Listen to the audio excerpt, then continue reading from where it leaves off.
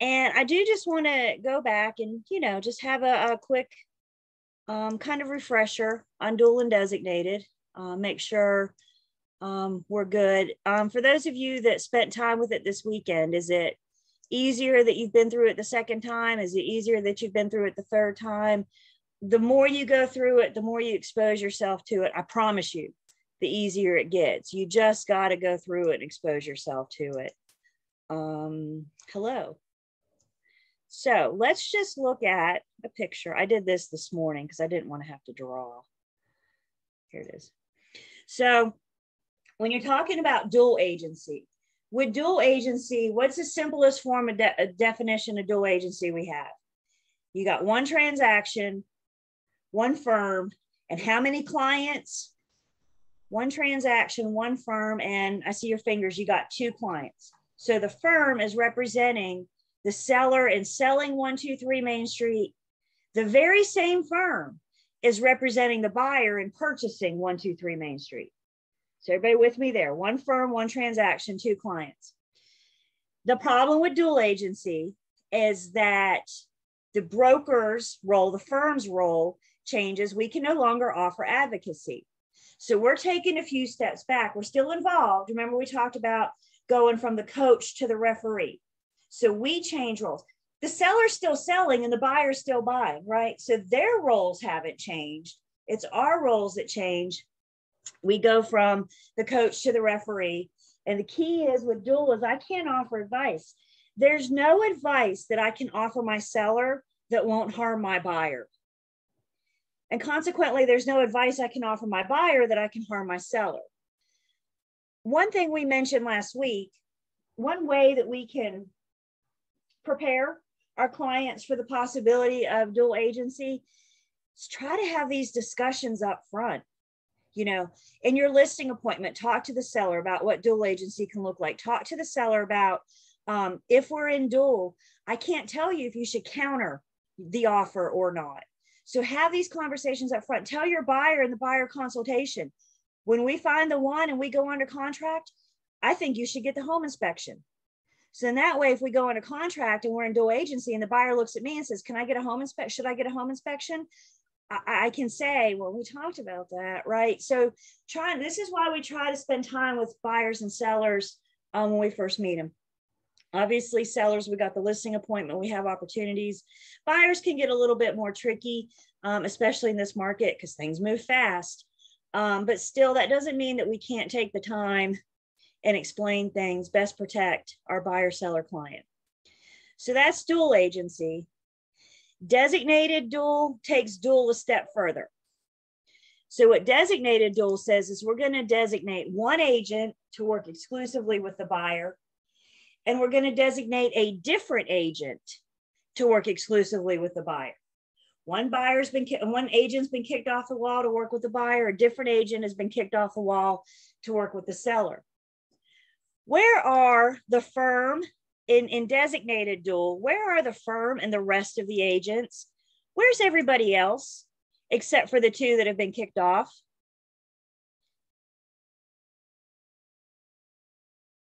Where are the rest of the firm, the rest of the agents in the firm?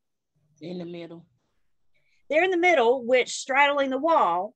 So what we're saying is the firm and the other agents are still in dual, right?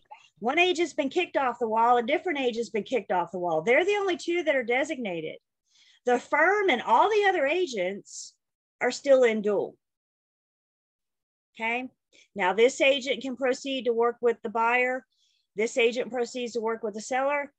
The two might as well be with two different firms. They're exclusively representing one the buyer and one the seller.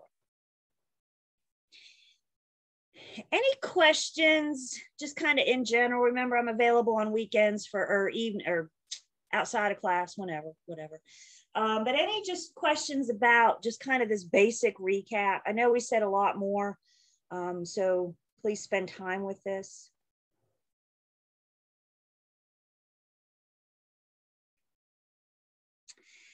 Let's talk about a scenario. Let's say you all get your real estate license. Congratulations. And you guys are all licensed now, and you all come work for Julie's real estate shop. And we have sales meetings on Tuesdays. So it's Tuesday, we're in sales meeting. Upcoming announcements, events, upcoming training, I'm the broker in charge, by the way. And we're having, our typical meeting and upcoming stuff. And I said, does anybody have any listings coming up that they'd like to share with the others? And what if you pop your hands up and say, well, I got a listing coming on Friday. It's a 3-bed, 2-bath. It's 1 story. It's a garage. You're talking about the property. Is there any problem in talking about the property? Can we talk about the property? I didn't tell you anything you can't find on Zillow, did I? It's on the website, 3-bed, 2-bath. But let's say I'm not a good broker in charge. And while you're talking about your listing coming up, I kind of turn my back and I'm over here doing my own thing, nodding politely, but I'm not really paying you any attention. And you keep going and you keep talking. And then you start, well, this is kind of tricky for my sellers because they got to sell pretty quickly because, things aren't good at home and they're separating. And if they can get this behind them. So please, it's the best interest of my sellers. If you please bring me an offer to help them sell. Did I just allow you to cross a line? Yes. Yeah, big time. None of you now can be designated, could you? So if this situation came up, remember, to be designated, you can't have prior confidential information about the other party. So me not doing a good job as a broker and catching that, but you guys knowing better too. We can talk about the property all day long. What we can't talk about is the people. I refer to that as water cooler gossip. Guys, make very, very certain, not one, you got to protect your clients, but 2, if you're chit-chatting in the office about why your seller has to sell or how much over asking price your buyer's willing to go, not only have you possibly harmed your client, but you've harmed your coworkers too that can't be designated, right? If there was somebody that wasn't at sales meeting, maybe they can be designated, but for the most part, that would rule out designation for the entire office because you talked, because you switched gears from the property to the people. So now what happens? Well, designated is not an option now. Now our only option is dual. Be very careful about what you talk about. I'm going to venture out to say your broker in charge is probably about the only person, right, that you should be talking to about your clients. As a provisional broker, definitely. But even as a broker, your broker in charge is there to help guide you, help you think through certain transactions. So before you go to your peers and oh, I got this seller that, fill in the blank, or I got this buyer, or whatever. I think this is a good way to encourage you guys to only communicate with your broker in charge about the people. Again, you talk about the property all day long. If you can find it on Zillow, you can talk about it, right? That's not the issue. The problem is when you cross that line. And I know you're trying to help. I mean, gosh, if I get you to feel sorry for my sellers, maybe you'll bring me a buyer and I can sell it faster. But that's confidential information I shouldn't be sharing. Questions or comments on that?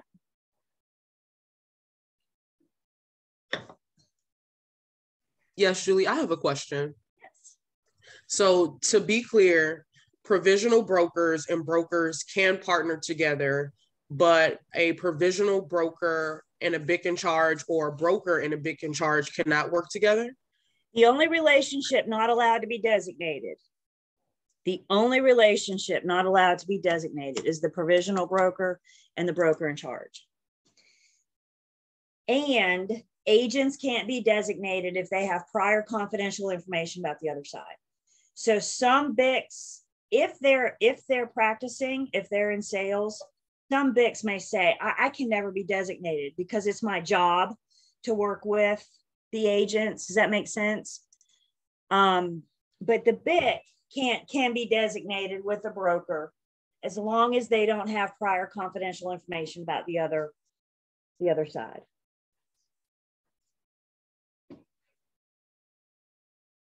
Does that answer? Again, this is the PB and BIC is the only relationship not allowed Also not allowed is if you have prior confidential information about the other side. Julie, really fast, can you just repeat what you said? The only relationship not allowed to be designated is what again? The provisional broker and the broker in charge. Okay, that's what I thought I heard. I just yep. And if any party has confidential information about the other side. Again, if the BIC practices, the BIC may choose not to put himself in a designated dual agency situation, right? Because if very well, they may know something. If they don't, then they can be designated as long as it's not opposite of a provisional broker.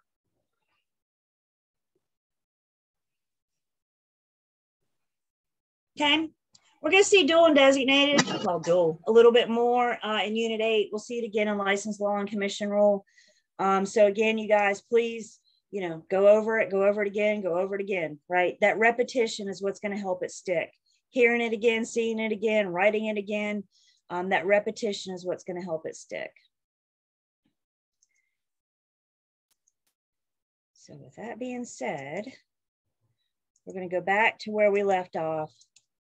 And we left off the other day talking about this slide, and there's just a few more things I want to say. We talked about you guys coming in as independent contractors. If you're, going in the sales commission route, coming in as independent contractors versus an employee versus somebody that's hired by the firm. Independent contractors affiliate with a firm.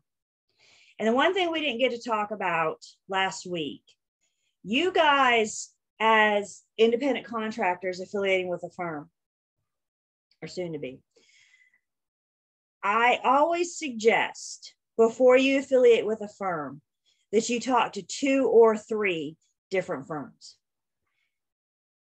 Talk to a couple, because guys, every single firm is different. All compensation plans are different, training, education, mentorship, all that is different. And in order for you guys to have a true side-by-side comparison, I think it's in your best interest to talk to a couple. Some of you may be interested in a big brand firm. Others of you might be thinking of a smaller mom and pop type firm. There's no wrong way to go, right? As long as you can make sure you got the best fit for you. And how do you make sure of that? Because you talk to a couple. You have something to compare it to. If I were you guys, when you are meeting with the broker in charge, when you're discussing if you want to affiliate with their firm or not, if I were you, the number one question you should have on your piece of paper, more important than commission, is what kind of training do you offer? What kind of education do you provide new agents? Because guys, if you get the proper training to begin, then that's a good way to start your career. That's a good way to keep things going. If you get the proper training at the beginning, the money will follow. The commission will follow, but it all starts at the beginning. You do what you want to do. That's just me personally. I think before you start asking about how much money am I going to make, you make sure you have the knowledge to properly treat those clients to make that money. Has anybody talked to a firm yet?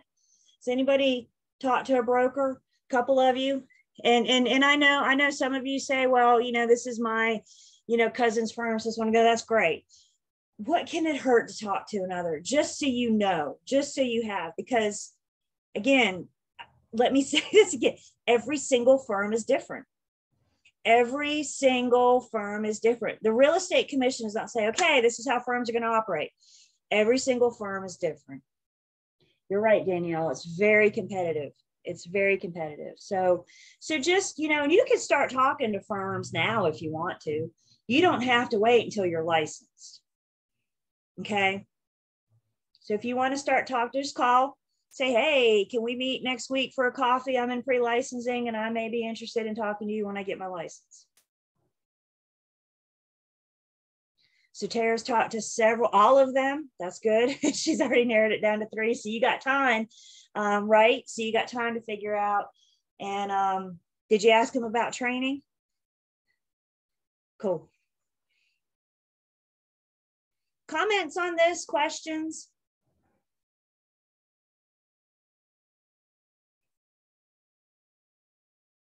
Okay. To wrap up Unit 7, I got some situations that we're going to go through together. So actually, this worked out really well that we're doing this now, because this will kind of start us as a good review. So we're going to wrap up Unit 7. Yay! Do we feel like we've been here forever? And then we're ready to move on to Unit 8. So let's see. Can you be turned down by firms trying to affiliate with them? Sure.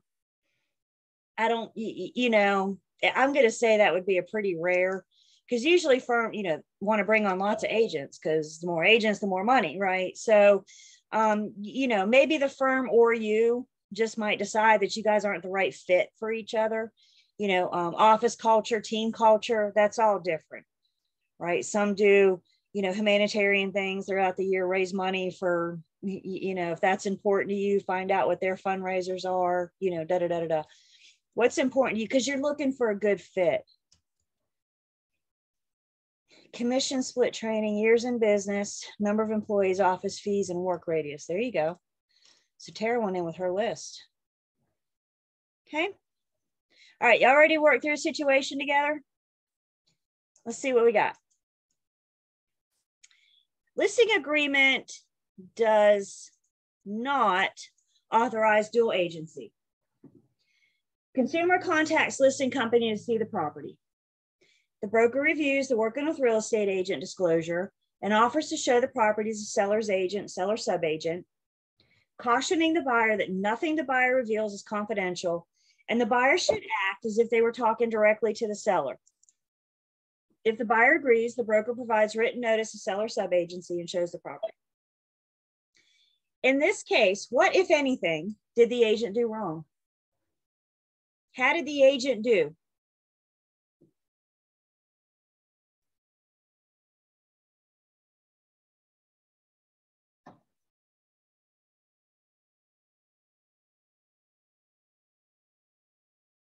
Well, I can say she did well by providing the WWREA, and she let them know which side she was on, who she represented.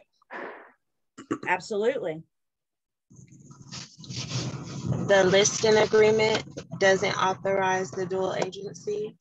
Correct. So the seller said no to dual. Also, they were aware that whatever they said is not confidential. So you already know what that means. You run your mouth, you're on your own. That's one way of putting it. Love it. If you run your mouth, you're on your own. Oh my God, let me write that down. You run your mouth. Any other comments?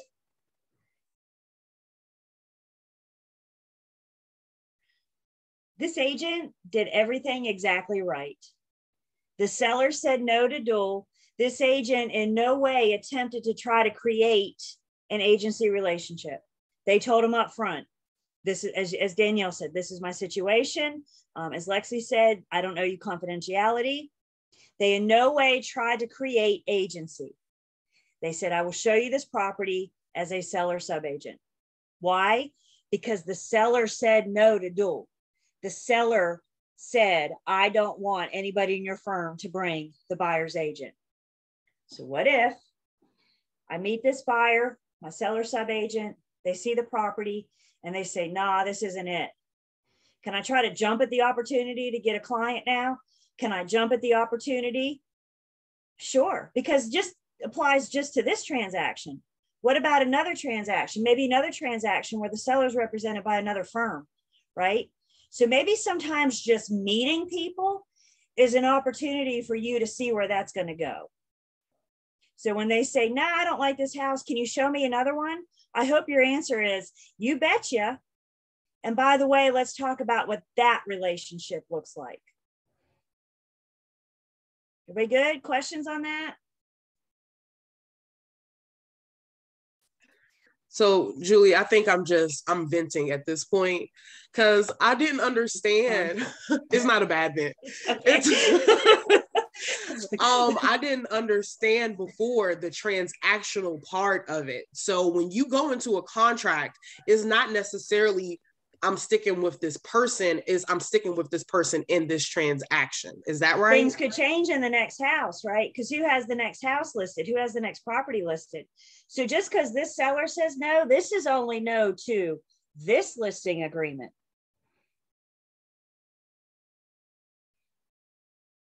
Everybody with me? The next seller, do they say yes or no? The next property you want to see, it's different firm. Dual agency doesn't even come up. Because with dual agency, it's one firm, one transaction, and two clients. We good? Is the vent over? The vent is over and I understand. Awesome. Let's see. Let's look at another one here. Listing agreement, again, does not authorize dual agency. A broker in the company is working with a buyer under an oral buyer agency agreement. The buyer now wants to see one or more of the company's listings. Seller has said no. First thing we need to do, we've been working with this buyer. Maybe this is the first time we've met this buyer. Maybe we've been working with this buyer for 5 weeks. Doesn't matter. Buyer wants to see a property that your firm has listed.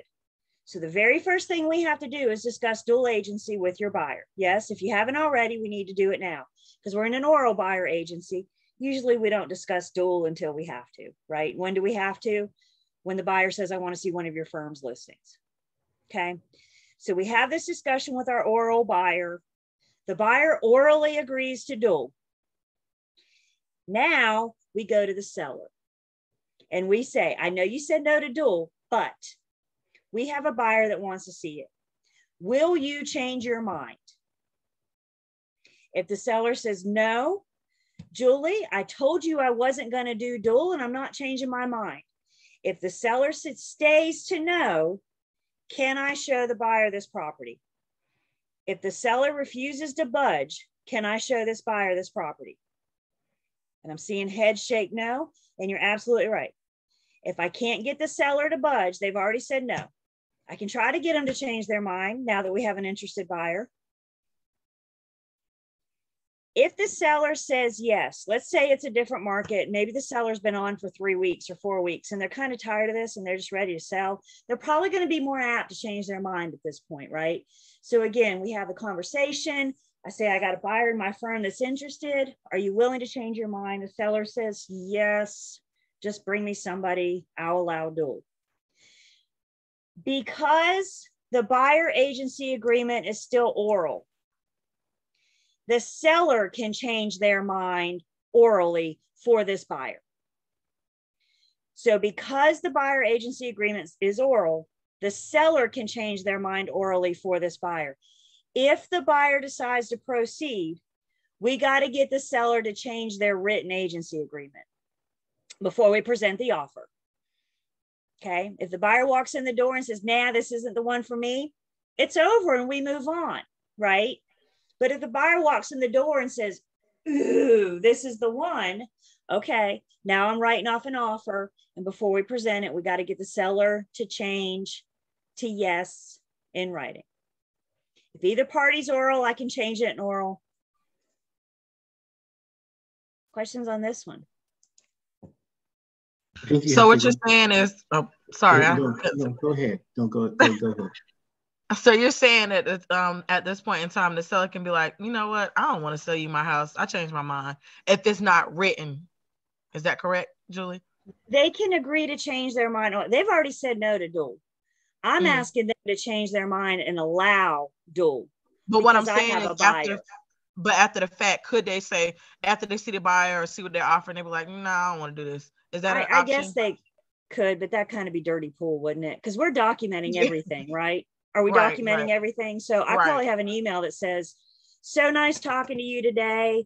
I'm glad we could see things differently. I'll let you know how the showing goes, right? You know what I'm saying? So, I mean, can the seller refuse to sign? Well, and remember, we have to get it in writing before we present the offer. So the seller doesn't know what the offer looks like, right? Gotcha. So we get it to change and then we present the offer and they say, oh God, that's a terrible offer. I'm going to reject it. And we'll talk about rejecting or accepting offers in Unit 10. That's where we're heading next. Okay, cool. And then I heard somebody else. Yeah, I guess for me, I get a bit I get a bit confused. The listing agreement is between the seller and the firm, right? And the broker in the company has a buyer that they're working with on an oral agreement. That buyer, it says the buyer now wants to see one of more of the company's listings. That has nothing to do with that specific listing that they're discussing right now, that seller says they didn't want dual agency. That's right. That's just one listing agreement, one seller. So now the buyer says, okay, I want to see 123 Main Street. Your listing agreement for 123 Main Street says no. Okay.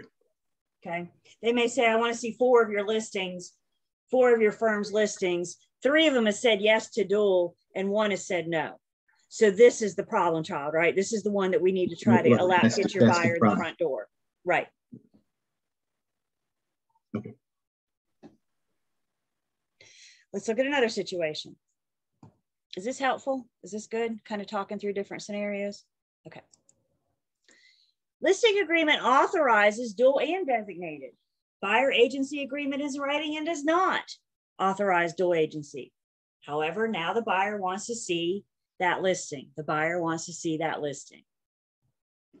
Buyer's already said no. Seller said, yes, bring me any buyer. I don't care where they come from. Just bring me a buyer.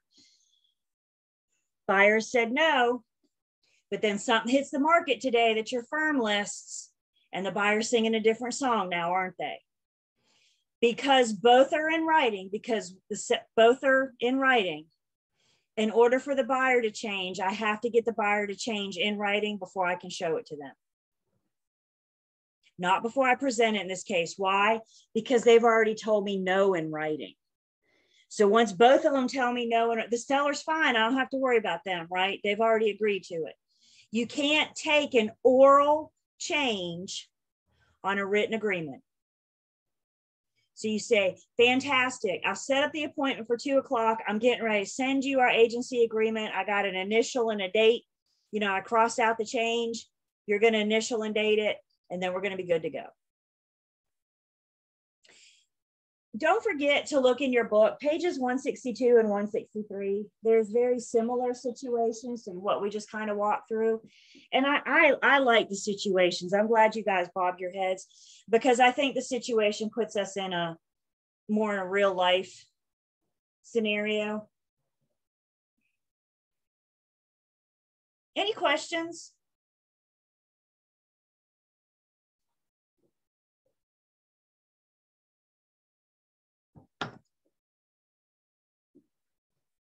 All right, y'all get your private chat ready. I'm going to put some Q&As up. So get your private chat ready to me. Send me a message. I'm going to put some Q&As up. We're going to test you a bit. I love that we started class like this today. This is perfect. Okay. Question number 1. The commission's working with real estate agents is a mandatory disclosure. Must it be given in all brokerage transactions at first substantial contact? Read the question carefully.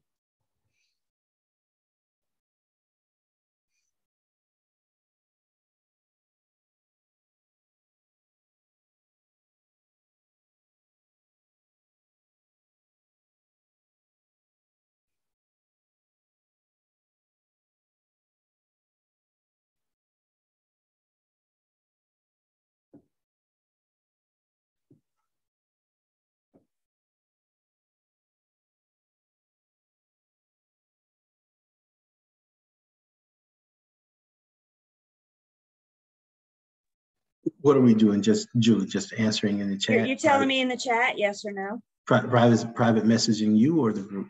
Private messaging me. Okay.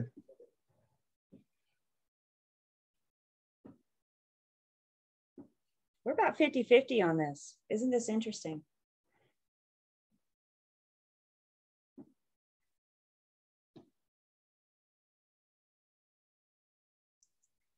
Must it be given in all brokerage transaction? What's the key word in this? All brokerage transactions. Remember the other day we said sales only. We don't have to do the disclosure for lease transactions. Thus, That doesn't apply to all transaction. That word all means a whole lot, doesn't it? That means a whole teeny tiny word means an awful lot. So must it be given in all brokerage transactions? No, it's only required to be given in sales transactions. And when they say all, they're referring to sale and lease. Questions?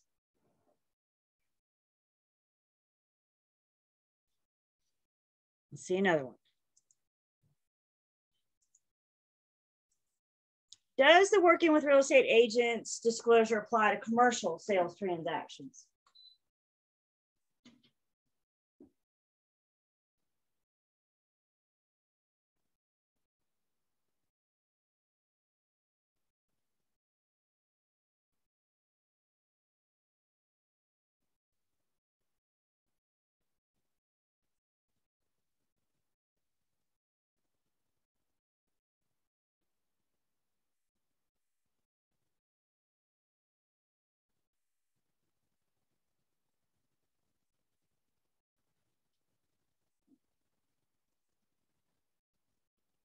Does the disclosure apply to commercial sales transaction? Is commercial sales transaction a commercial sales? Is commercial sales a type of sales? So yes, the rule says all sales transaction. Commercial sales is sales, residential sales. Remember, the only thing that we're going to, gosh, I even hate that we have to talk about it. Auction is the exception, but the only time you even worry or think about auction is if the question specifically asks about auction sales. If the question doesn't mention auction sales and you pretend that auction sales don't exist. Okay, it's a totally separate bucket. Questions on this? Commercial sales, residential sales, sales is sales.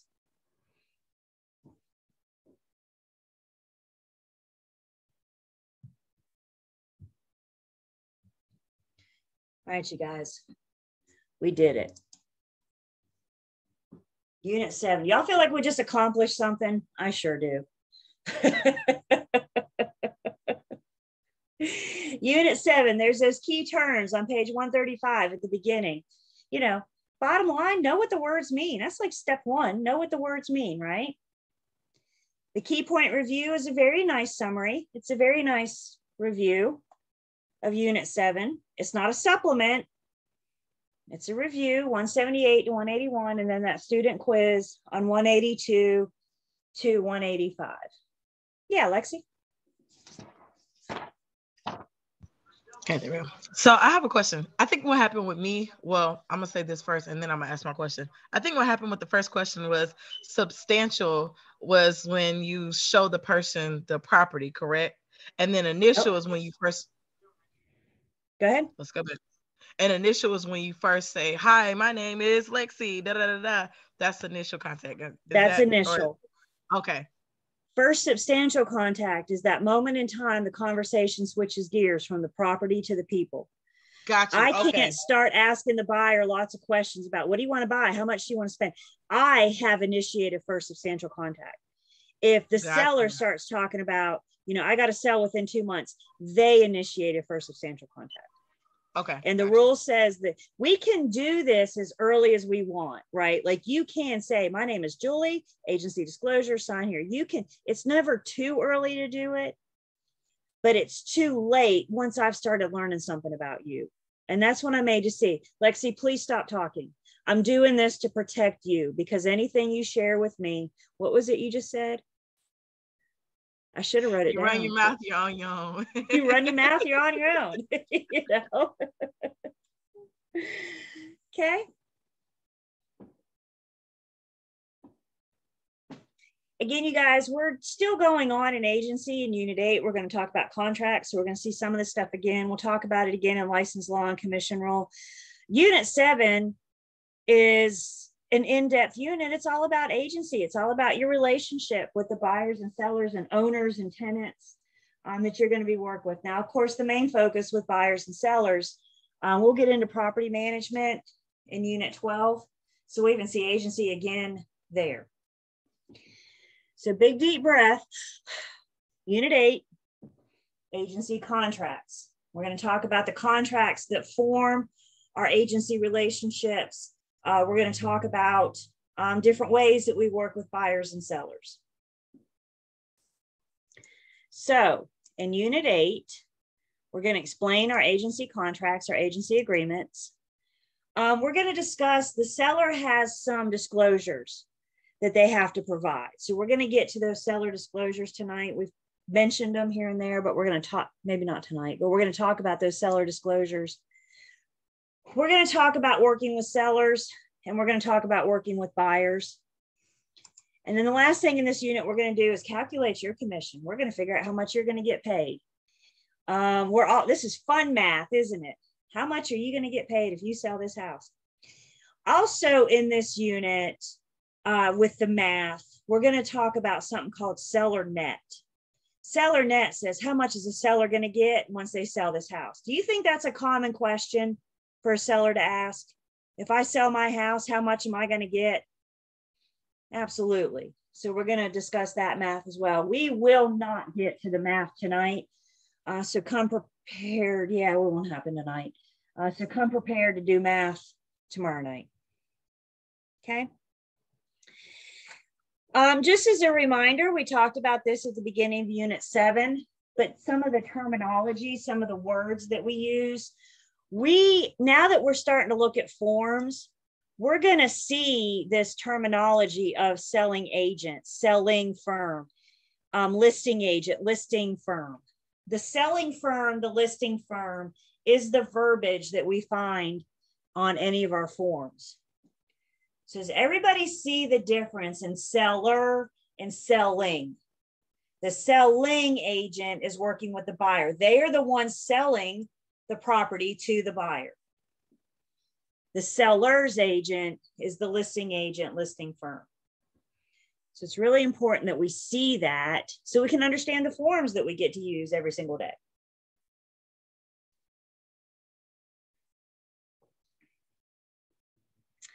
So,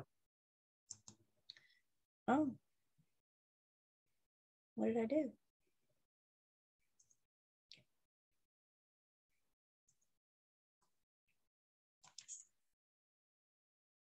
Let's talk first about our written agency agreements. Our written agency agreements. And of course, there's laws and rules that govern our written agency agreements. Note the word must. Is there wiggle room to the word must? Nope, it's kind of like up there with all, isn't it? Written agency agreements must be signed by all parties. The parties to the transaction are the firm and the client. The firm allows the agent to sign the listing agreement on their behalf. I'm allowed to sign the listing agreement on behalf of the firm. I'm allowed to sign the buyer's agency agreement on behalf of the firm. Who remembers from Unit 7, we talked about the classifications of agency. We talked about universal, general, and special. Who remembers what my relationship is with my firm? Is my relationship with my firm universal, general, or special?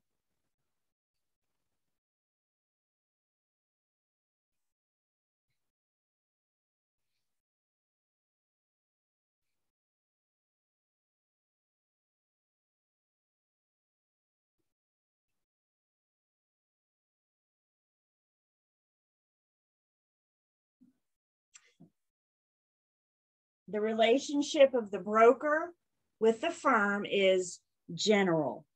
I have some authority. I have some ability to make decisions. Because I'm a general agent with my firm, I'm allowed to sign listing agreements on their behalf, right? I have some ability. So my relationship with my firm is that of a general agent. Once you get your license, you're going to get a license number. It's a 6-digit number. Go ahead and memorize that. You'll use it everywhere you go. It is required on all of your written agency agreements, amongst other things. I swear the Real Estate Commission has no clue who Julie Campbell is. But by golly, they know who 264172 is. My name means nothing to them. So once you get your license number, go ahead and memorize it. You'll use it every day. Our agency agreements have to have a definite termination date. They have to have a definite end date. And when they're over, unless we agree to extend them. So if our agency agreement is over on January 25th, that means tonight at 11:59 p.m., we're done with each other, unless we agree to extend it. And then our written agency agreements must have the pre-described non-discrimination provision. So our listing agreements say we're not going to discriminate against the protected classes of fair housing. We'll see that tonight when we look at our agency agreement. Remember, I got a whole unit dedicated to fair housing. So we'll talk about those protected classes when we get to Unit 19.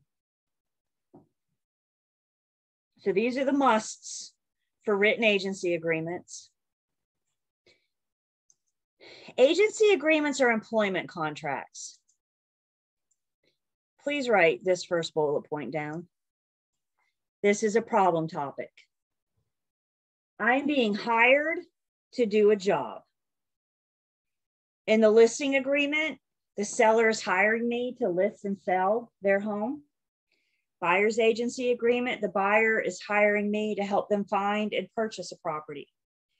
Agency agreements are employment contracts because we are being hired.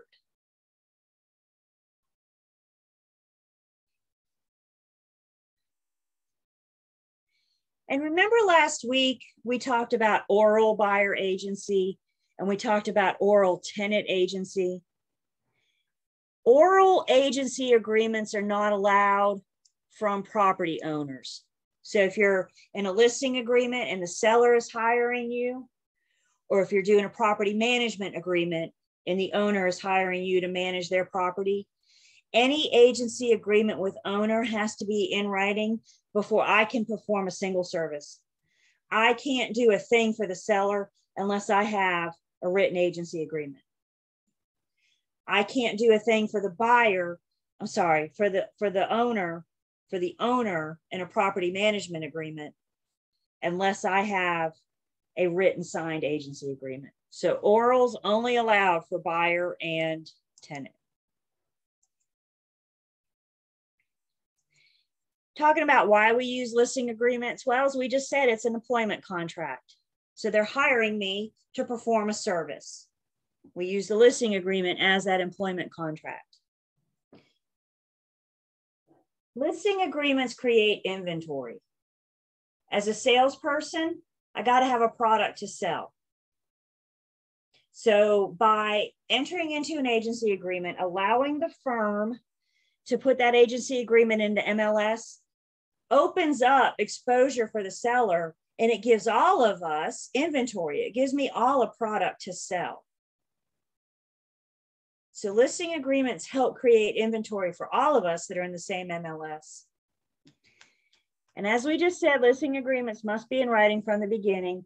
The exception to this is if the seller has said no to dual and the buyer has said yes orally and they want to change their mind.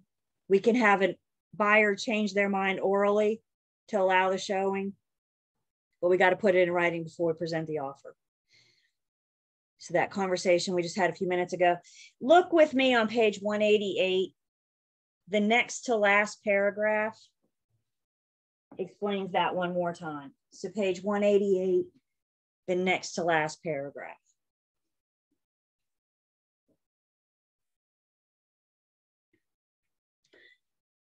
So how do you get customers? How do you get sellers? How do you get buyers? Well, we're not going to get too much into this class, but what we are going to talk about are things that you can't do to get buyers and sellers. And one thing that you can't do to get buyers and sellers is solicit somebody else's active client. I, as an agent, cannot go through the MLS, find somebody that has a home listed. Nicole, I just looked up and saw you, so I'm going to pick on you for a second. So I'm going through MLS. I find one of Nicole's listings, and I see it's been on the market for 2 months. You know what I can't do? I cannot call Nicole's seller and say, I can't believe she hasn't sold your house. Why don't you fire her and hire me? Would Nicole be happy with me? Absolutely not. Have you guys ever been to an open house? And if so, have you ever been asked, are you working with an agent? Why are we asking that? I'm not trying to be nosy. I want to know if I can try to solicit this relationship. If you tell me you're working with an agent, I'm honoring that relationship. The NAR, National Association of Realtors, once you join NAR, they have a code of ethics that we get to follow. Soliciting other people's clients, active clients, is a violation of code of ethics. Don't worry, if you choose not to join NAR, maybe your firm will make you, maybe they won't. If you choose not to join NAR, you still can't solicit other people's active clients. Torturous interference. The courts, yeah, I said court, could find you guilty of wrongfully interfering with your business. So if I call Nicole's clients, not only am I going down with NAR, but I mean, Nicole could claim torturous interference and have the judge tell me I can't do that. So solicitation of other people's clients, no. What if? What if Nicole's seller calls me? I didn't call them, they called me. That's different now, isn't it? Because I didn't reach out to them. If somebody else's client calls you, the professional thing to do is advise them to talk to their agent's broker. Because remember, the relationship isn't with the seller and the agent, it's with the seller and who? The seller and the firm.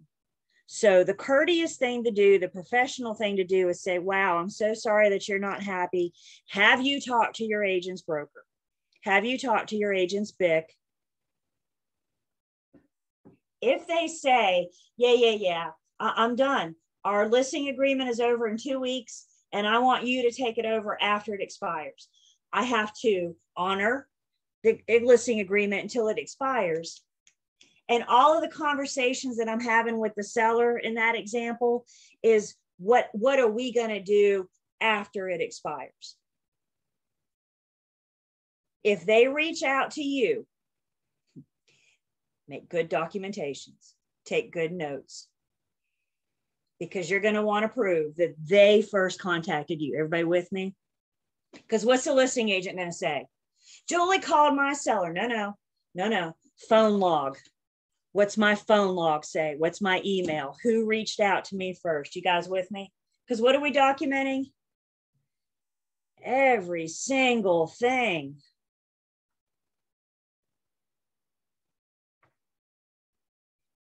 So one way we can't get business is to solicit somebody else's active clients. Honor and respect that relationship. Seems like the right thing to do, doesn't it? Questions so far? Okay. We're getting ready to take break, but before we do, I just want to have a quick, hang on, don't go anywhere just yet. Just a couple reminders, guys. We get a 10-minute break, so please try really hard to go do what you got to do and go back in 10 minutes. I think we're starting to get a little comfortable with each other, so we're kind of starting to forget a little bit about the rules. 10-minute break. Guys, please no distractions. I'm starting to see people on their phones. And if you're on your phone, you're not listening to me and you're not, following along what's going on. I get it. If you have to take a phone call, I'm not here to tell you not to take the phone call. But if you have to take the phone call, excuse yourself from class. If you have to do something else during class, excuse yourself. All I've ever asked is that you guys communicate with me via the chat. So if something comes up during our time together, just please respect the class and go do what you got to do and come back when you're done. Is that fair enough? I got you guys for 3 hours a night. So I ask that you try to give me 5:30 to 8:30, Tuesday, Wednesday, Thursday. But know that I understand that things happen too, things come up. And all I ask is communication. Fair enough? 10 minutes. Let's take a 10-minute break. We come back. We're going to talk more about how we solicit clients.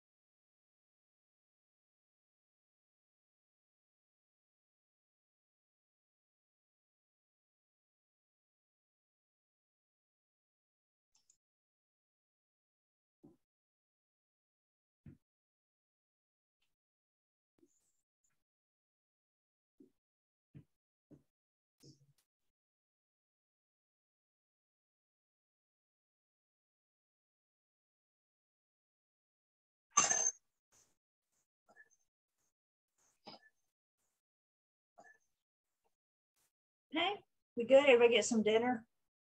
So I'm trying to do scarf something down in between.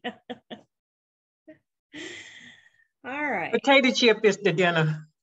Well, that's good, but you know, you need something more substantial than I don't have time right now. She says potato chips are all I can do. I hear you. I do hear you. All right, let's see. So let me take attendance. And we're talking about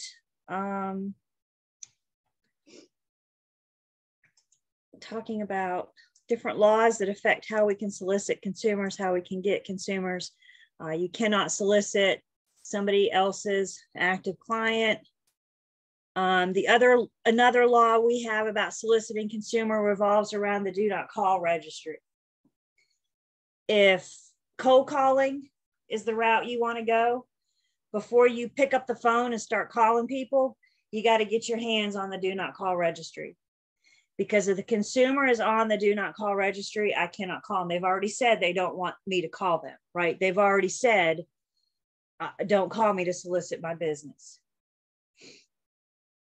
You know, your phone numbers where the phone book, 411.com, wherever. Again, though, before you pick up the phone and try to solicit business from the do not call registry, solicit business, you got to get your hands on that do not call registry and make sure they're not on that before you call them. I don't know where, you know, I'd go to do not call registry.com or do not call registry, Google, get your hands on your list that way. Maybe the firm will go in on the cost with you. I'm not sure how much that costs, but, you know, it can't help to ask your broker. There are some exceptions to the do not call rules. We can call a former client that's on the do not call registry for up to 18 months after our relationship is over.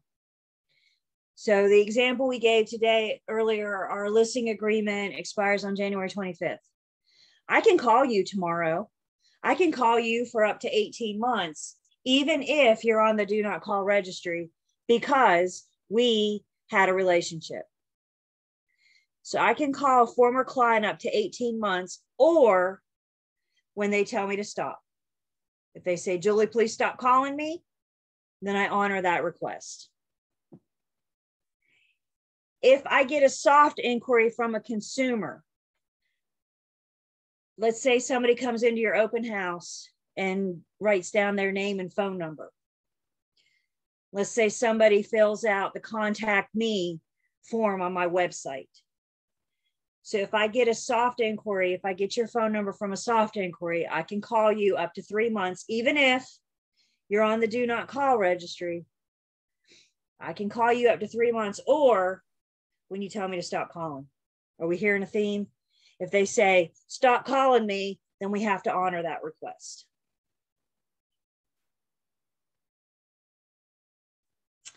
And when it comes to for sale by owners, FSBO, for sale by owner, I can only call the for sale by owner that's on the do not call registry if I have a seriously interested buyer.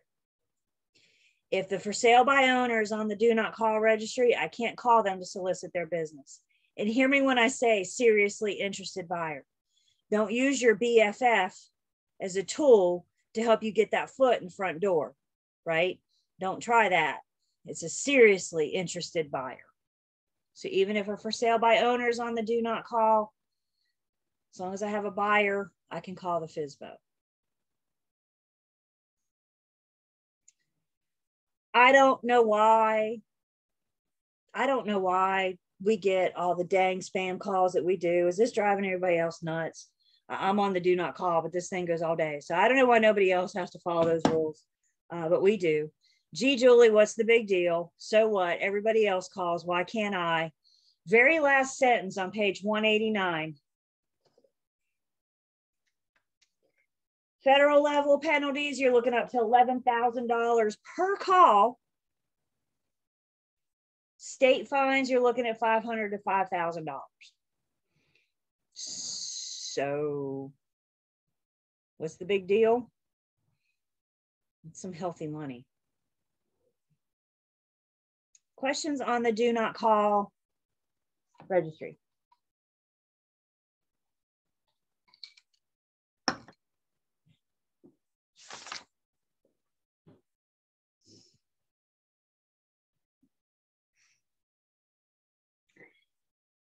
The other solicitation law that we need to follow is called the Can-Spam Act. And this is about mass email marketing. If I'm going to send out mass email for marketing purpose, I have to provide the recipient with an opt-out option. Do you get junk mail and there's an unsubscribe button? If you're sending out mass email, you got to give them the option to unsubscribe. Click on the button, unsubscribe. If they reply to your email and say, please stop emailing me, you have to honor that request. So Can-Spam Act is about mass email.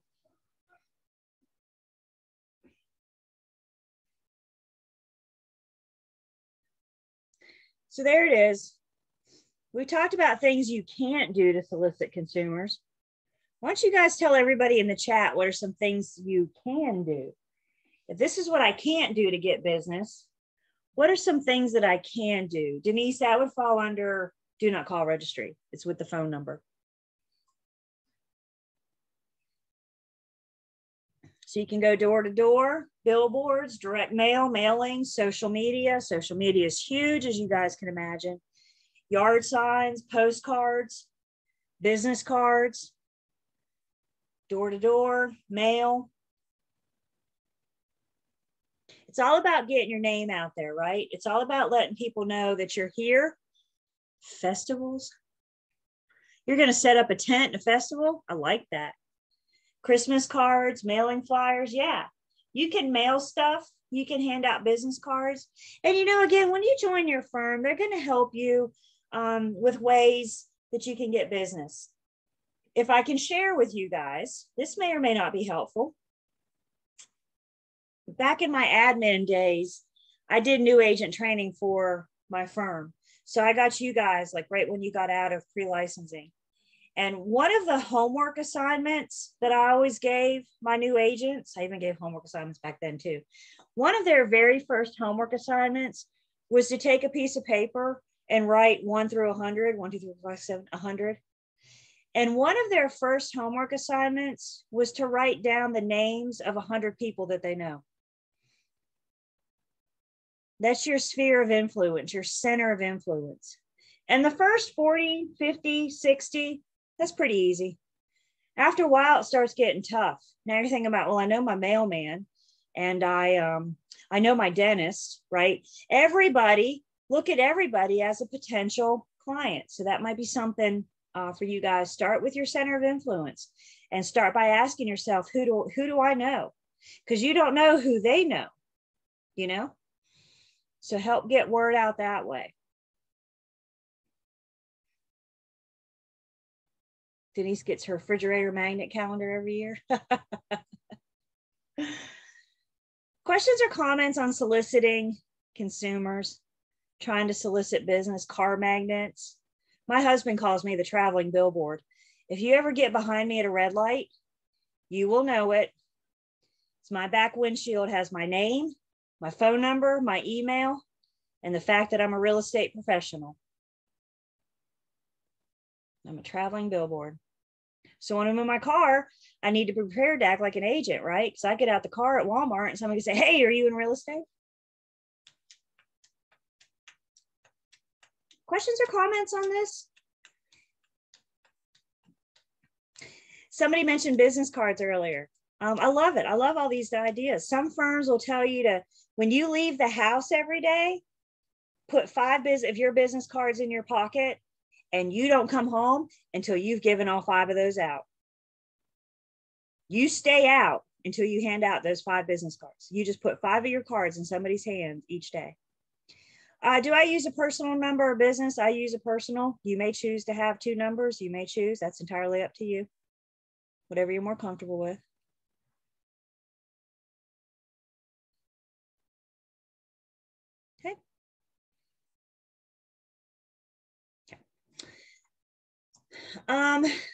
Page 190, your book talks about a foreign broker. Foreign brokers is somebody with an active license in another state. They're not actively licensed in North Carolina. This could be where our agent-to-agent referrals come from. And that goes the other way too. So let's say, for example, I'm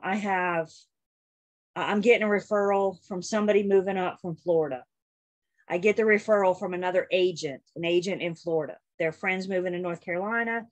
They somehow get in touch with me and they charge me a referral fee for sending that business. In order for me to get paid, my license has to be on active status. We will talk in license law and commission rule how you can keep your license on active status so you can get paid. But that agent in Florida can't come to North Carolina for the purpose of conducting real estate business. Same thing if I were to refer to another state. I can't go to I can go for pleasure, but I can't go to conduct business for that transaction. Everybody with me? Once you refer it out, especially if it's out of state, my license says I can only deal with transactions, properties located in the state of North Carolina.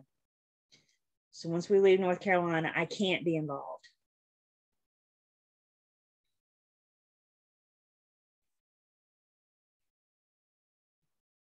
Okay.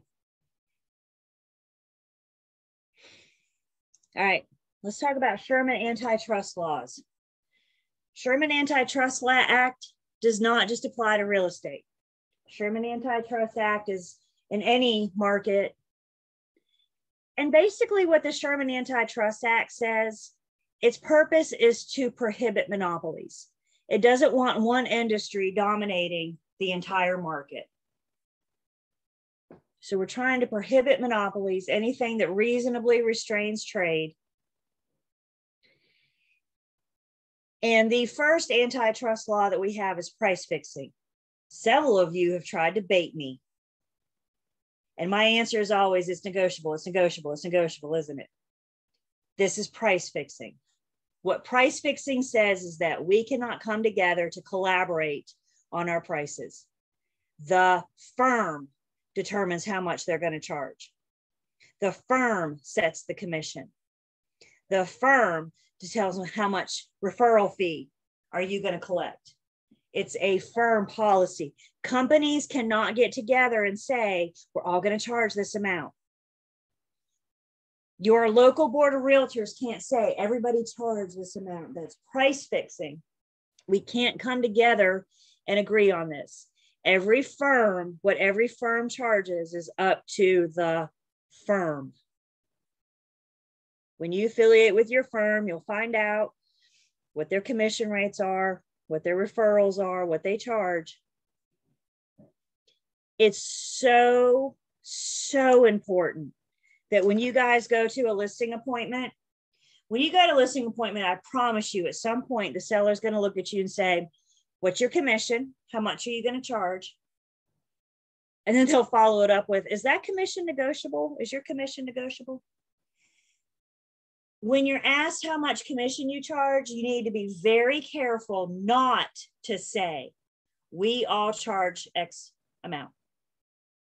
When you say we all charge X amount, you just engaged in price fixing.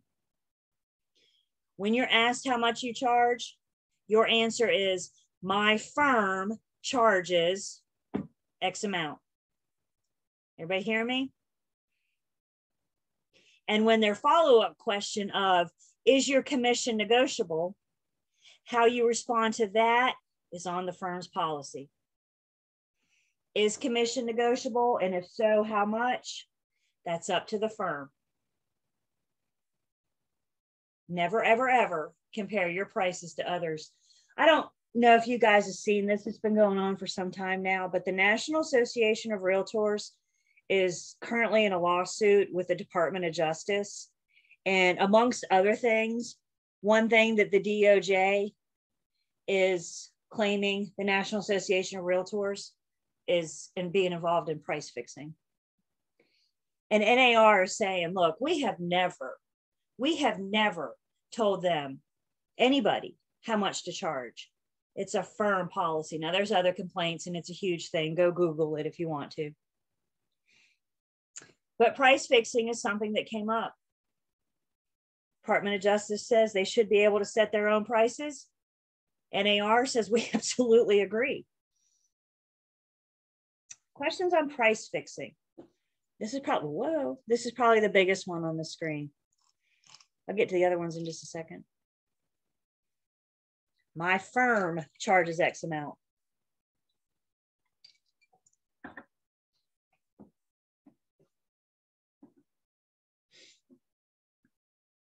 Another antitrust law is boycotting. Group boycotting is the idea of two or more businesses or two or more people conspiring together to drive somebody out of business. We can't work together to get other people to leave the business. That's group boycotting. Let's say your buyer has a bad experience with a home inspector. It happens. Do we all have bad days? Do sometimes you just have a bad day? Even home inspectors have a bad day sometimes. So just keep that tucked on your mind. If we have a bad experience with a home inspector, what I can't do is call all the other agents in my firm and say, don't you use them anymore. Don't you call them. I can't work to get you to not use them. Does that make sense? Y'all trust me. If the home inspector is bad enough, they will drive themselves out of business. They do not need your help. So let that work its own course.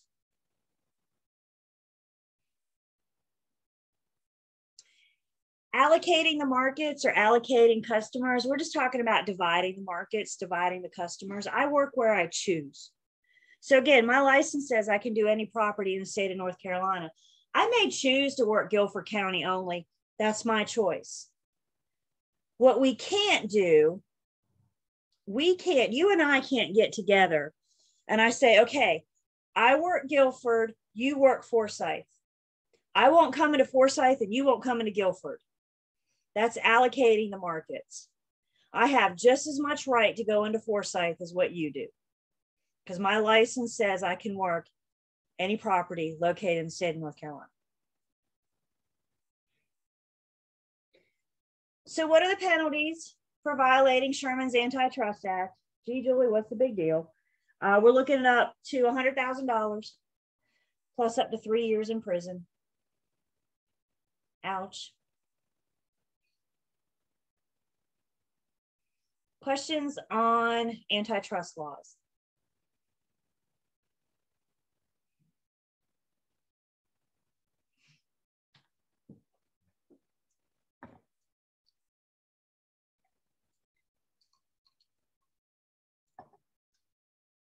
So earning a fee as a broker. Let's start talking about making some money. How do you earn a fee as a broker? Typically in sales commissions, we're paid a percentage of the sales price or a flat fee. It's however the firm's policy is, right? So you might charge a percentage of the sales price, or you might just charge a flat fee. If you want to get paid, you have to have an active license. Again, we'll talk about requirements to keep your license active when we get to license law and commission rule. The real estate commission may allow you to get paid on an inactive license if you have brokeraged the majority of the deal and the firm allows it. So let's say, for example, your license goes inactive on July 1st and closing is July 3rd. You may still get paid because you brokeraged the deal. You got us to June 30th, right? You did the majority of the work. So if the firm's policy allows it, you might be able to get paid on an inactive license, but that would be the only time. Firm has to allow it, and you got to brokerage most of the deal. And then you either have to have the listing agreement, you have the signed listing agreement with the seller, or you're the one that brought that ready, willing, and able buyer. This tends to be the hard part about real estate. When I earn a fee, when I earn my fee, is not when I get paid. I have earned my fee. I have done my job when I brought the buyer and the seller together in the transaction. I earned my fee then. However, I don't get paid until it closes. Are they all going to close? Unfortunately, no. So technically, you've earned your commission when you've connected the buyer and the seller, that ready, willing, and able buyer, but you're not going to get paid until it closes. And if it doesn't close, I know some of you are ready to sue the seller. If it doesn't close and the seller doesn't pay, remember, it's not your seller to sue. Whose seller is it? It's the firm's seller. So whether or not they're going to proceed to take action and try to collect commission is going to be up to the firm. And I'm here to tell you, firms don't want the reputation of suing people at the drop of a hat. I think a lot of it depends on how much, what are we talking about, yada, yada, yada. Again, this is not for me and you to decide. This is the firm's policy.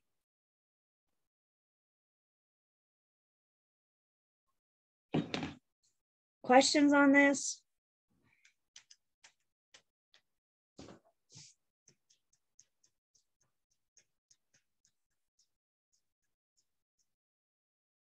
Okay. So let's talk specifically about working with sellers. This next bit of the conversation is just going to be about working with sellers. So with sellers, it usually starts with pre-listing activities. We've scheduled the listing appointment. Maybe it's tomorrow at 2, maybe it's next week, whatever. We've scheduled the listing appointment. Once you have that listing appointment scheduled, your work begins.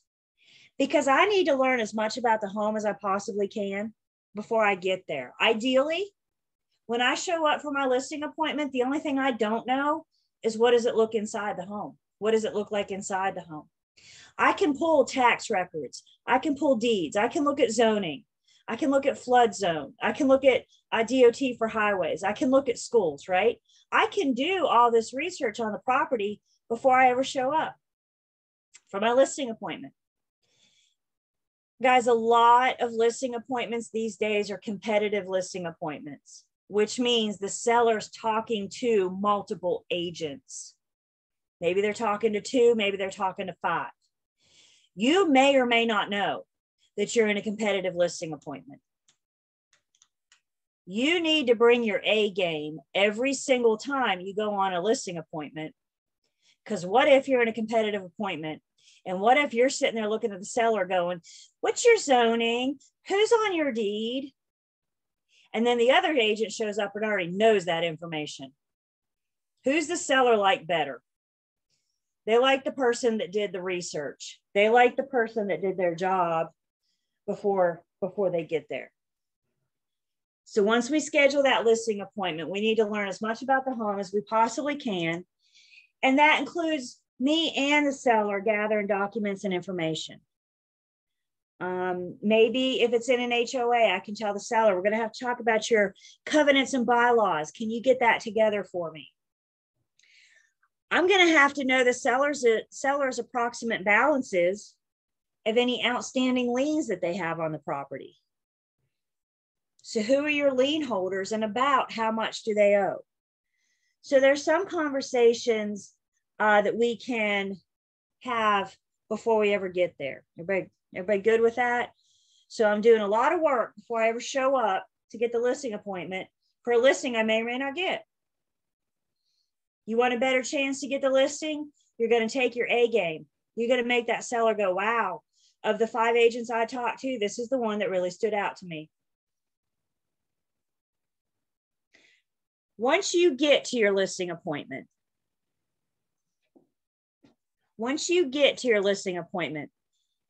if you haven't done it already, the very first thing you need to do is you're working with real estate agent disclosure. And the reason why I have 3 asterisks next to this is because if you've hit first substantial contact prior to our first meeting, then you should have already done working with real estate agents. Don't think you can wait until the first. Don't, sit on the phone and be like, yeah, they just told me something that her first substantial contact, but I'm going to do disclosures when I get there next week. All right. So this is assuming you have not already done it. As soon as you get there, guys, I'm telling you, the seller's going to be excited to see you. They're proud. It's their home. And they're going to be excited to see you. And they want to give you the grand tour and they want to show off. Before you go around the home talking to the seller about things, you need to sit down and have this working with real estate agent disclosure. Because the seller needs to understand that if they don't hire you, you don't owe them confidentiality. So if they're talking to 5 agents and they have the nerve to hire somebody else, I don't owe them confidentiality, do I? They also need to make sure they know that I have to disclose material facts. They don't, but I do. So before they start walking around the house going, yeah, there's a ceiling or stain in the ceiling there. And yeah, I got a little crack in the foundation right there, or the wall right there. I'm not really sure what's about. Before they start going around their home pointing out problems with it, they need to understand that while they don't have to disclose material facts, I do. And we need to have this conversation before we give the grand tour, before they give the grand tour.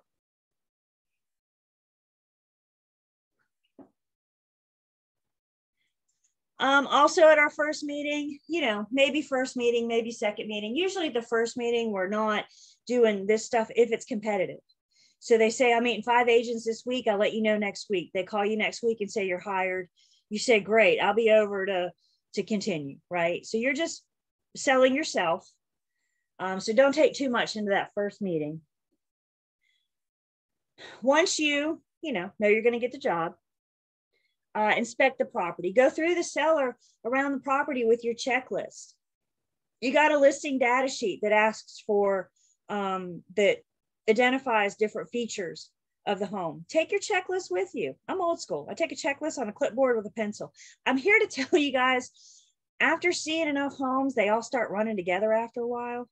So when you leave the listing appointment, you're going, did that home have ceiling fans or not? So if you have your checklist, you can make notes and make checks about ceiling fans and all that other good stuff. We got to ask questions. Have you had recent renovations? Have you had recent repairs? Your unfinished basement is really nice. Did you get permits on that? Oh, I see you painted. Did you pay the mechanic? Right? If we've had recent renovations, if they've had recent repairs, we need to make sure that the mechanic's been paid so we don't have to worry about a mechanic liens later. Ask if they're on public sewer or on-site septic. If they say, I don't know, have them look at their water bill. Their water bill should tell them if they pay for sewer or not. Discuss your marketing plan. What are you going to do to market and promote and advertise their property? And then we're going to help them determine a square foot. We'll talk about square footage more in just a minute. So hang on to that for just a second. Again, you can show up at the first meeting and a seller hire you on the spot, but more likely you'll do your dog and pony show. They'll call you later, say you got the job, and now you can go back and start gathering the information about the property. But we got to ask questions before we can list it. We'll look at our listing agreement in just a second. It asks some of these questions for us. The seller pays the listing agent the commission. The seller pays the listing firm commission. Listing firm shares their commission with the buyer's firm, right? We're all good with that. As a buyer's agent, how you can get paid, there's 2 ways to get paid. The first one is a retainer fee. If your firm allows it, you may be able to check the buyer or charge the buyer a retainer fee. They're paying part of your commission up front. And if it closes, they'll get it credited back. If it doesn't, you've gotten something for your time, your mileage, driving these buyers around all over town, looking at property, wear and tear on your car, your time finding property, searching property. If you're going to charge a retainer fee, you have to have a written buyer's agency agreement. You cannot charge a retainer fee on an oral buyer agency. So if you're going to charge a retainer fee, you got to get it in writing.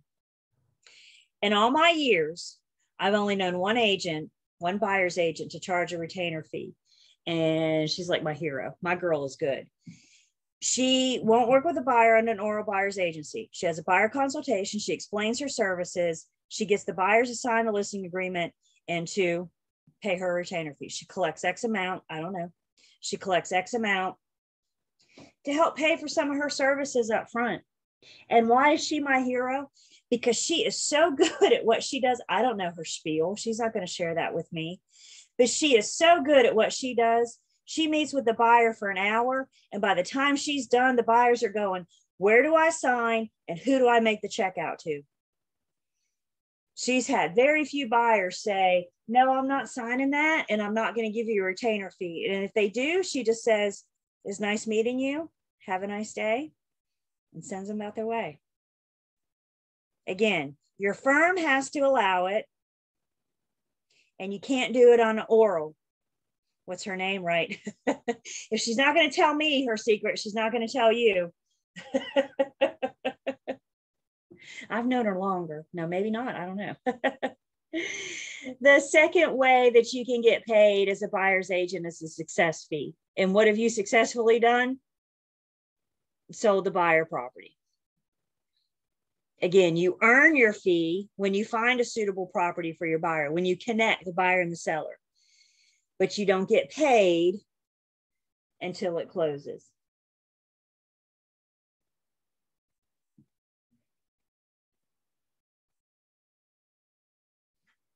How we split fees, co-brokerage sale. Co-brokerage, remember, is two firms. So firm ABC works with the seller, firm XYZ works with the buyer. The seller pays the listing firm shares their commission with the buyer's agent's firm, with the buyer's firm.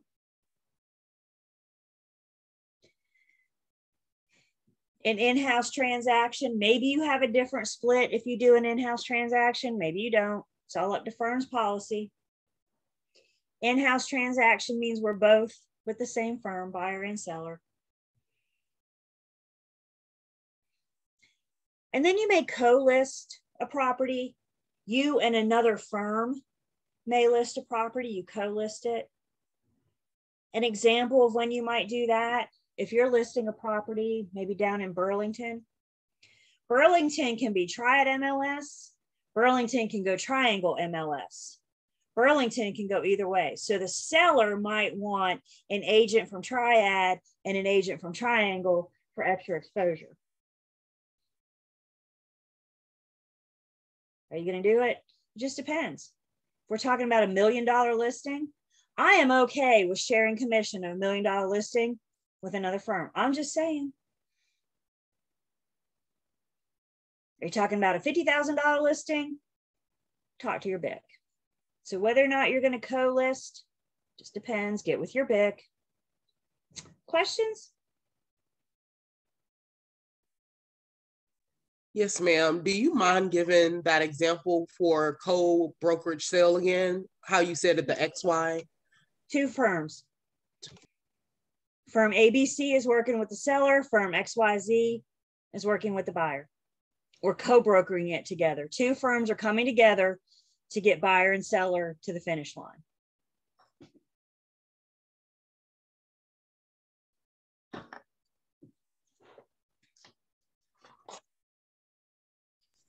In your in-house, sorry, I'm kind of drawn, Julie. So in your in-house, it would look like ABC agent 1 and agent 2. There you go. Okay. Yep, it's in-house. So we're under the same house, if you will. We're under the same umbrella. Do you get paid differently in a co-broker and in-house? It depends on your firm's policy. Remember, you're shopping around and talking to a couple different firms because they're all different. They are all different.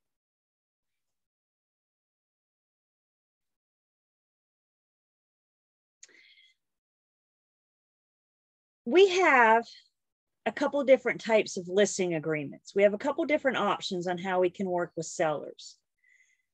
The first type of listing agreement we have is something called an open listing. An open listing is non-exclusive. So in an open listing, how many firms is the seller allowed to date? Non-exclusive. They can date as many firms as they want to, can't they? In an open listing, there are multiple agents. Who's going to get paid? The one that brings the buyer. If none of them bring the buyer, none of them get paid. The seller retains the right to sell the property without the assistance. So the seller goes to work.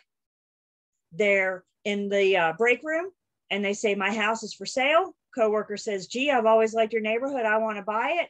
Seller says, I'm the one that sold that house. None of you are getting paid. Does this sound good to you guys? Do we like this? No. No. If you're in the Triad MLS, open listings are illegal.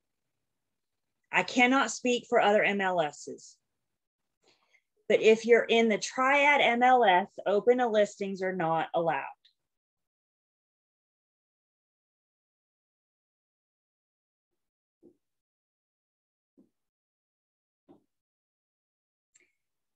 Another type of listing agreement that we have is the exclusive agency listing.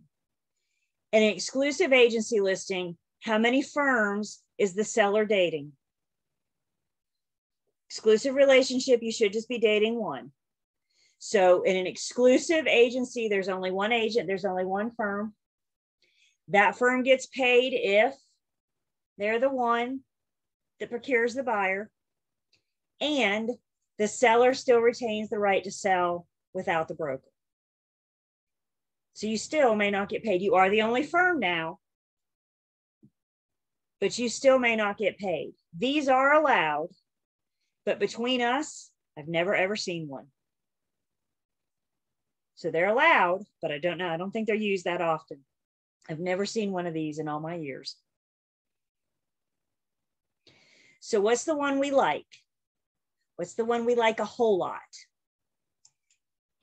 The exclusive right to sell listing agreement says there's one firm and I don't care where that buyer comes from, I get paid. Seller finds the buyer, I get paid. Another agent brings the buyer, I get paid. Do we like this? Oh yeah. Oh yeah. Exclusive right to sell listing agreement is, I think, for obvious reasons, the most common.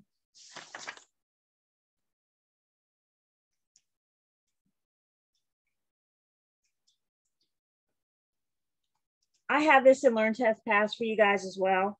So you can just pull out this one slide. Kind of puts all that together. The money sign indicates when you get paid, if you get paid, and whether or not the seller retains the right to sell. The one we like, the one that we're getting ready to look at, is the exclusive right to sell. Exclusive right to sell, I'm your only firm, I list your property. When a buyer comes and closes, I get paid. Questions on our different listing agreements?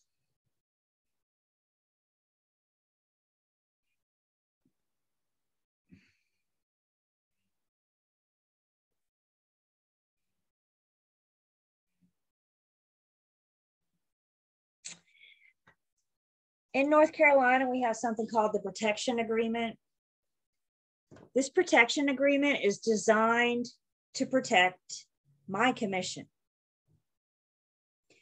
It's not an agency agreement. It in no way attempts to create an agency relationship.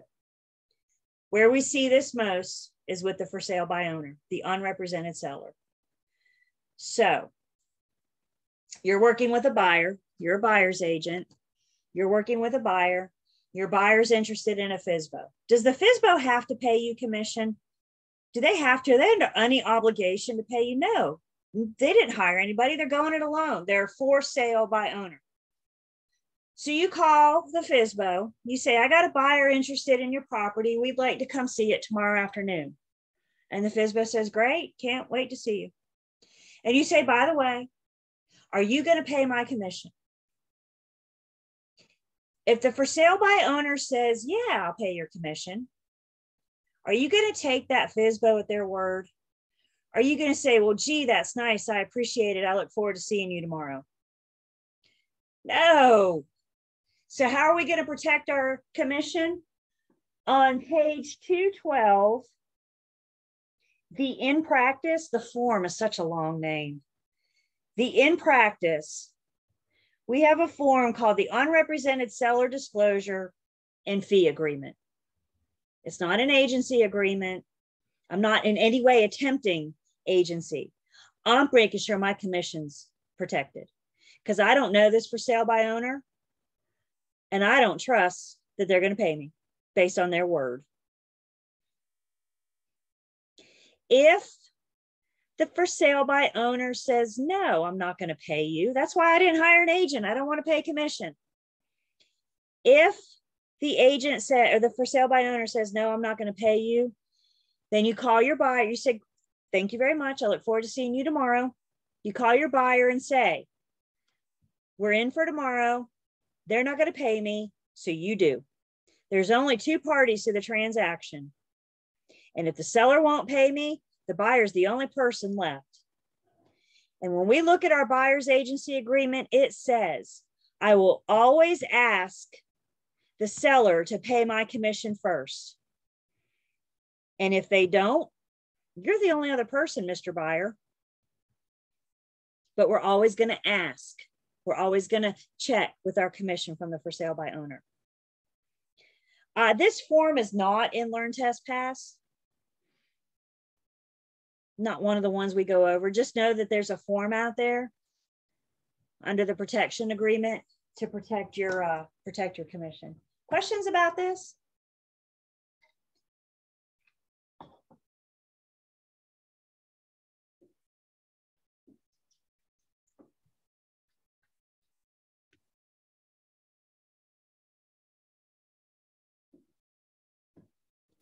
Does that say the same even if the for sale by owner's agent themselves?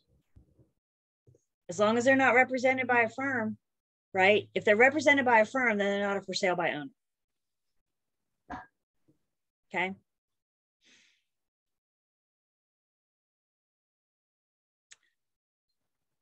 Back to the scenario where the for sale by owner does agree to pay your commission.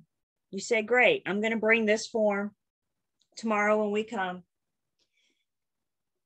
There's another form you need to take with you. In addition to the protection agreement, when you go see that FSBO tomorrow, that property with your buyer, what else do I need to take with me? What else do I need to take to that showing? In addition to protecting me and my commission, what else do I need to get that seller to sign? That WW. There it is. Yeah, that. There it is. Why? Because the for sale by owner needs to know the buyer's my client. Anything you share with the buyer is like talk, or anything you share with me is like talking to the buyer directly. Don't tell me anything you don't want them to know. And understand, I don't owe you confidentiality. Good job, guys. So either we do it on the phone and email it to them, or we wait, and before we, buyer, you hang out on the front sidewalk for a second. I got to have a conversation with this seller. Here's the form to protect my commission. Here's the working with real estate agents, understanding that I don't owe you confidentiality. They chose not to hire an agent. That's why they're for sale by owner. They chose to go through this unrepresented. Everybody with me? No agent in the state owes them anything. It's their choice. Question came in, can you represent yourself and earn a commission? Heck yeah, agents buy and sell houses all day, every day. Can you be your own agent? Yeah. That's one of the coolest stories about my husband and I buying this house in 2020. I got to be our agent, and oh yeah, when it closed, I got a commission check. That helped, by the way, after you bought a house. I'm just going to say that helped. Have I worked with many FSBOs? No, just a handful. Just a handful of FSBOs. protection agreement. You're protecting your commission, but you still need to protect the for sale by owner. How do you protect the FSBO? Do the work with real estate agents with them. Everybody good with that? Okay. I'm going to go back for 1 second. These listing agreements that we talked about, open listing, exclusive agency, and exclusive right to sell, these are full service listing agreements. Full service listing agreements. You may affiliate with a firm that offers a limited service listing agreement.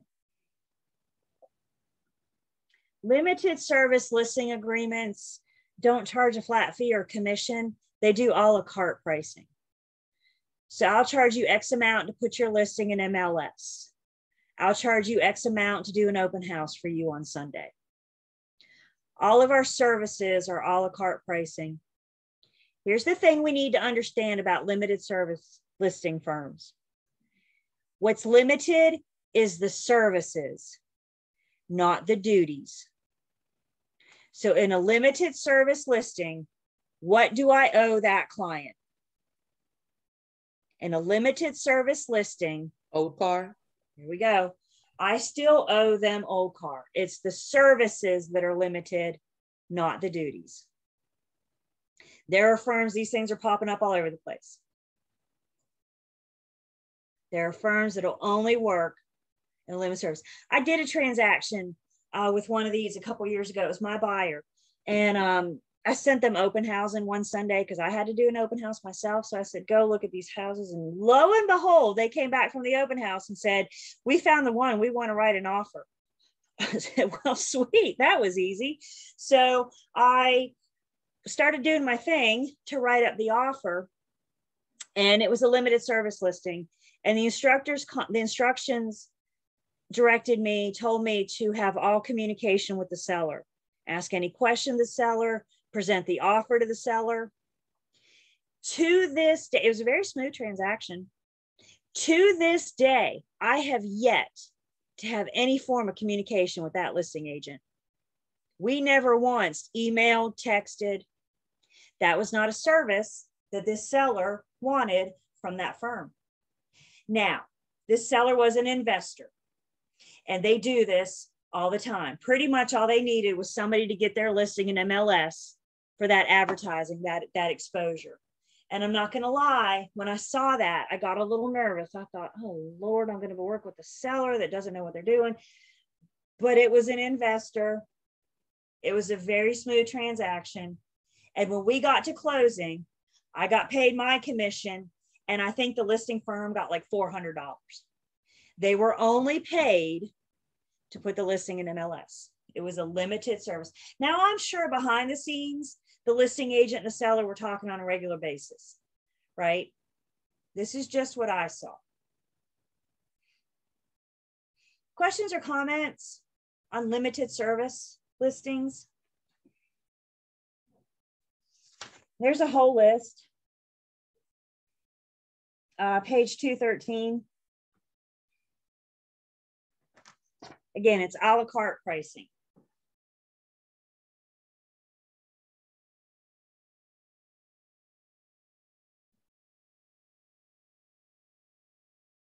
Julie, what did you say a la carte was again? You just charge for the individual services. So I'm going to charge you just to put it in MLS. I'm going to charge you just to do an open house. I'm not charging you a flat fee or percentage. I'm just going to charge you for whatever services you want. My buyer actually told me that it was the seller that was doing the open house. The listing agent didn't even do the open house. She was like, yeah, I met the seller. Typically, agents don't like buyers and sellers to meet. So I said, whoa. What does that mean? You met the seller? I was, what did you say to them? Making sure my buyer was protected. But the seller was cool, obviously, because they were schooled by their agent.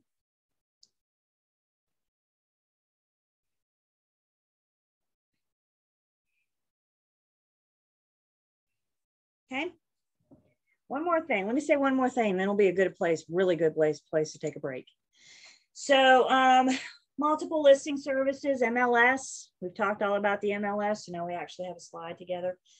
One of the big advantages of the multiple listing services, any member of the Triad MLS, when I pull any listing up, I can see how much that firm, that seller is willing to pay me. That's information that you guys don't see out on Zillow. I'm only privy to that as a member of Triad MLS. So the buyer calls me and says, I want to see 123 Main Street. I go in MLS and look it up. And I always look at two things first. How much are they going to pay me? And who's the listing agent? Because I want to know who I'm getting ready to deal with. So we're sharing our commission. We're cooperating our commission with each other in MLS. Sellers like it because it's added exposure to their listings. All the members of Triad MLS are sharing their listings together. I have nothing to do with Triangle. An agent in Triangle MLS does not owe me commission because I'm in a different MLS. So be very careful if you want to go out of your MLS. If you want to show a property in Raleigh, you need to call that agent first and make sure that they're going to cooperate with you. This is only a promise of compensation within your MLS.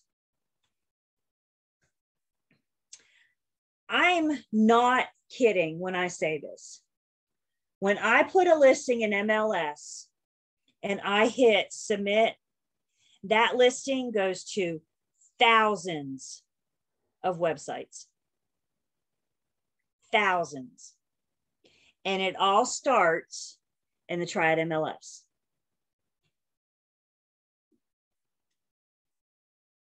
I've heard people going on listing appointments before and telling sellers, if you list with me, I'll advertise your property on all these sites. And I'm thinking, well, that's not really fair, because if you list with anybody in the Triad MLS, your property gets advertised. What else you got? You know, that's not really something to set you apart. If you're a member of Triad MLS, you put it in, it goes everywhere. Triangle MLS, Charlotte, etc.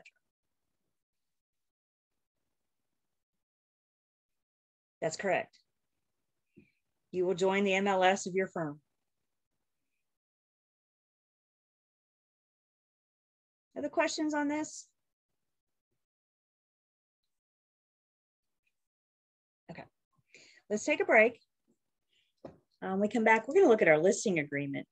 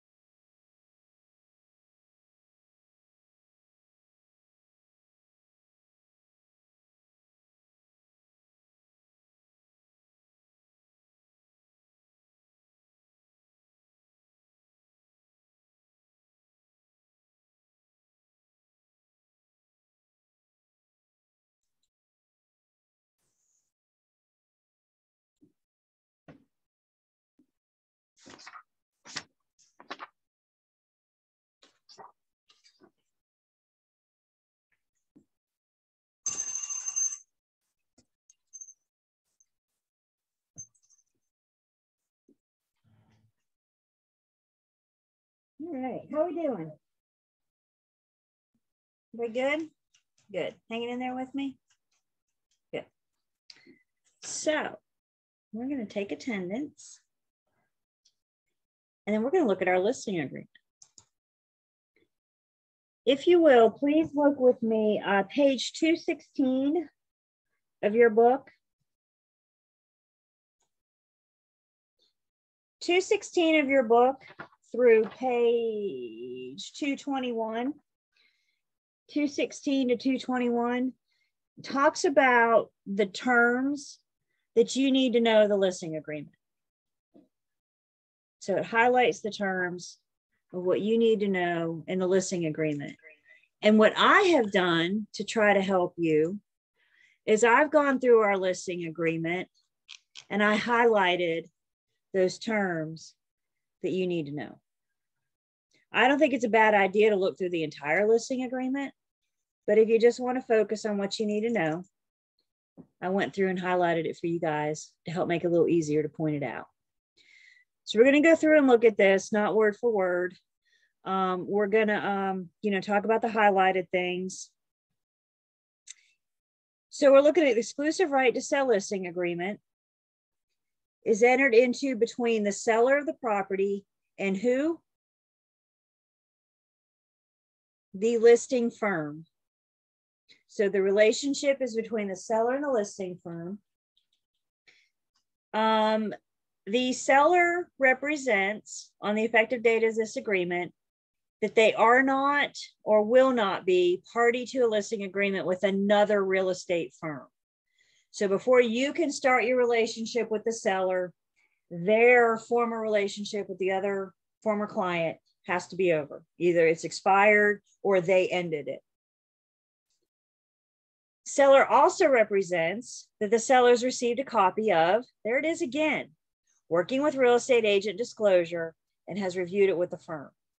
So we see it when we do the disclosure. Now we're verifying that we've received it in our listing agreement. The first provision we have is the term of the agreement. And as we said earlier, we have to have a definite end date. So this agreement shall terminate at 11:50 p.m. on, and then you put a date. What date do you put in there? How long do you have your listing agreement? Well, it's all negotiable and it just depends. Remember, you guys are the experts of your market. And if you know, for example, in this market, this is a terrible example, but let's just say we're in a different market. Let's get out of this market for a second.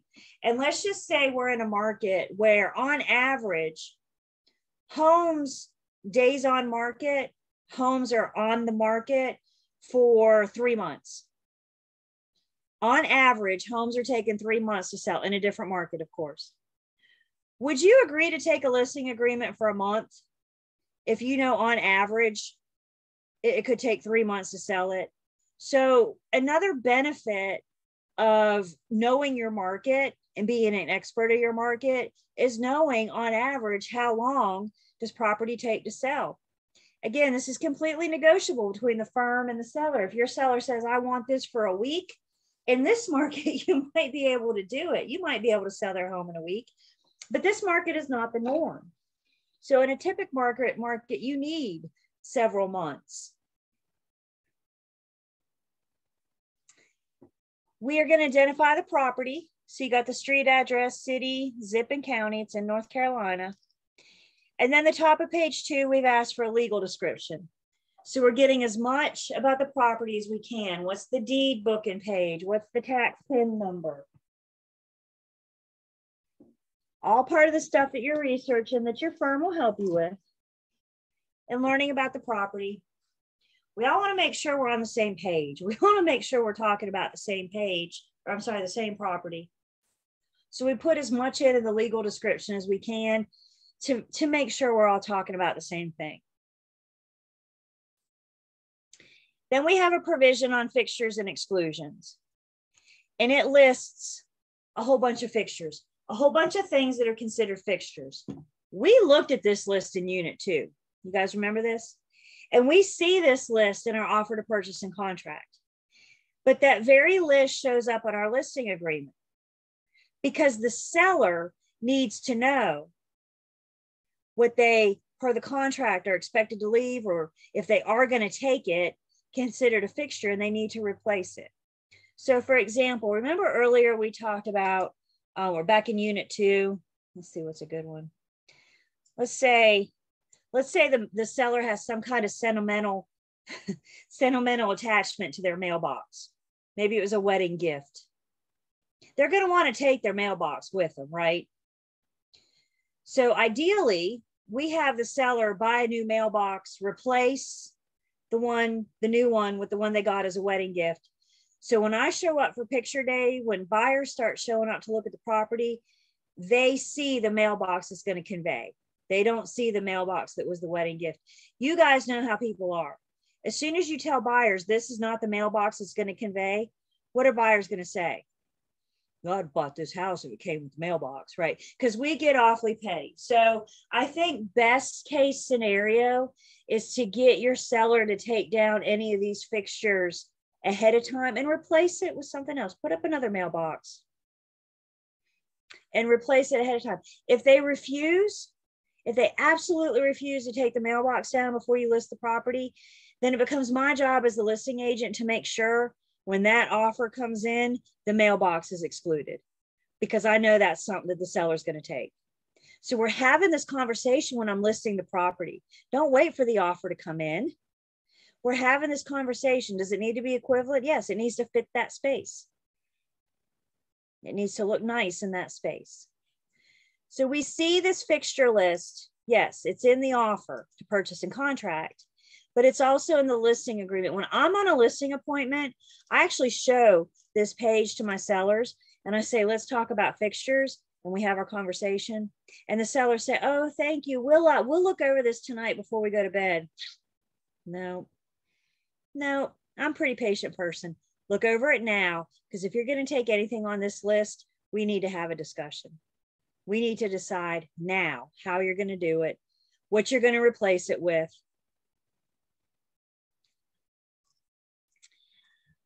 There's verbiage, and both of them are offer to purchase and contract in our listing agreement about smart devices on the phone, on the home. So the seller has to unpair anything smart device that's going to stay. So like the Ring doorbell or something, they'll have to unpair their devices from that. Anything that's leased or not owned does not convey, because the seller doesn't own it. They're just leasing it. So for example, if the security equipment is leased, then we need to identify it here and let all buyers know this is something leased. When you buy this house, it's not going to be part of it. Any fixtures that do not convey, any fixtures that are going to go, we just need to identify them here. So we have the fixture conversation with the sellers in the listing agreement before a buyer ever shows up. I need to know how and when they're going to be addressed. We're going to have a conversation about personal property. Just because they're willing to leave the personal property doesn't mean that the buyer wants them. So the conversation, I promise you, a buyer is going to ask about that refrigerator. I promise you. So ask your seller, are y'all taking the fridge? Are you going to leave it? Because you know it's going to come up. So we got fixtures, we got personal property. Very, very important, we have listing price. We cannot sign this listing agreement if we haven't decided on the listing price yet. I'm not supposed to leave anything blank, but I definitely can't leave this blank and have my seller sign it. Now we'll get into probably tomorrow night, if we don't start talking about it tonight, but we'll get into how we can help the sellers determine what a good listing price is. We'll spend more time on that in Unit 17. And not just the listing price, but what are the terms that the seller is willing to accept? Not all sellers want to deal with lenders. Some sellers will tell you they want cash buyers only.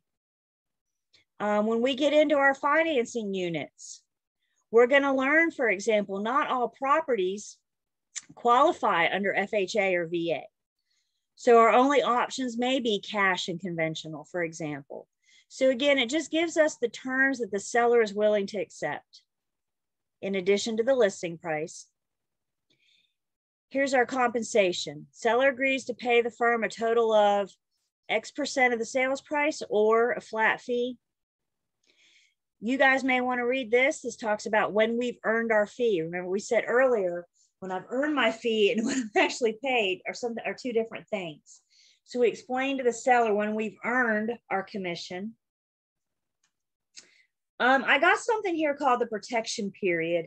If you guys will look with me real quick on page 218, the bottom of page 218. The protection period is also known as the extender clause, is also known as the overrider clause. Isn't that fun? They gave us 3 names that all apply to the same thing. And you need to know all 3 names. That's a great candidate for an index card. Protection period, override clause, and extender clause. Not to confuse the protection period with the protection agreement for the for sale by owner that we just talked about. 2 different things. So what's the protection period in our listing agreement saying? What this is saying is, if our listing agreement expires and within X amount of days after the expiration date, if the seller gets an offer, if the seller goes under contract and closes, I may be entitled to a commission. The thinking here, if my listing expires today and a buyer shows up tomorrow and makes an offer, does it stand to reason that the buyer learned about the property through my marketing, through my advertising? It just expired today, for goodness sakes. It's protecting me for buyers that come forward and make an offer after our agency agreement is over. Within how many days is completely negotiable? Do you put in 3 days? I don't know many sellers that are going to jump up and down and sign 60 days, right? Maybe you do a week, maybe you do 2 weeks. Your firm's policy will help you with that. There are 2 caveats to this. In order for me to get paid, I have to provide the names of buyers that I know are interested. So this isn't just any old buyer. This is me telling the seller, look, Mr. and Mrs. Smith came to my open house on Sunday and they were really, really interested. If I expire on Wednesday and Mr. and Mrs. Smith come forward and make an offer, so it's not just any buyer, it's a list of these particular buyers. And then the second caveat to this is all assuming that the seller doesn't enter into an agency agreement with a different firm. So if we expire today and they sign with a different firm tomorrow, I'm out.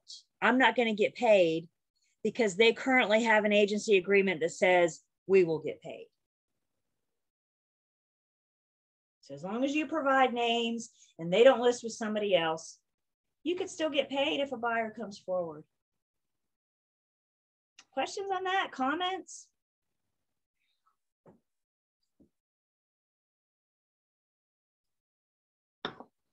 That's pretty cool, isn't it?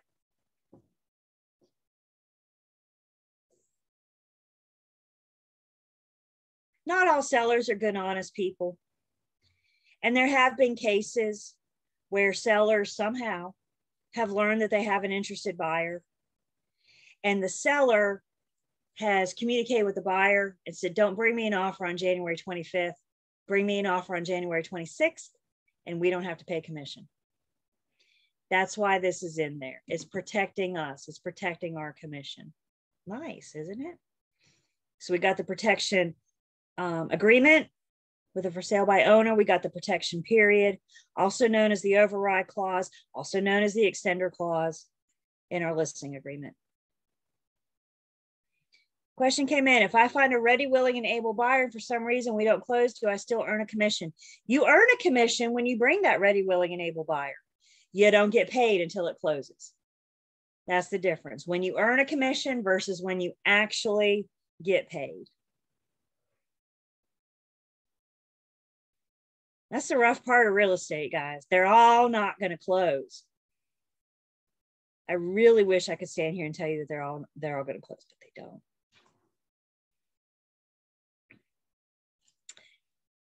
Here it is, fee due and payable. So we've talked about when the fee is earned. Now we're going to talk when we're actually paid. When are we paid? Distribution of proceeds from the sale of the property by the closing attorney. So this even spells it out to the seller. I've earned my fee when I've brought you that ready, willing, and able buyer. It's not due and payable until settlement. Let's see. Cooperating with other firms.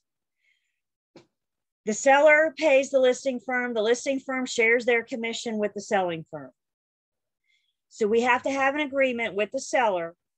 How much are you going to bring how much are you going to pay a sub-agent? How much are we going to pay a buyer's agent? Remember we said, we were talking about sub-agency last week. Not all sellers, not all listing firms want to work with a sub-agent. So if you are a sub-agent, how are you going to get paid is spelled out in the listing agreement. If you're a buyer's agent, how much? And it's how much of the listing firm's commission. The seller pays the listing firm. The listing firm pays whomever brings the buyer. It's not always a 50-50 split. So we discussed that, how we're going to cooperate with other firms. Our listing agreements are a two-way street, which means both parties have duties and obligations to each other. So the firm has duties to the seller has duties to the firm. The listing agreement spells out those duties. The firm's duties to the seller, well, I'm going to do everything I can to find you a buyer. That's why you hired me. I have to disclose what offers to my sellers. Which ones do I disclose? All of them. Here, this is me in my listing agreement telling the seller, I have to disclose material terms of offers. I have to disclose this information to you. Here's me telling the seller, I have to disclose material facts.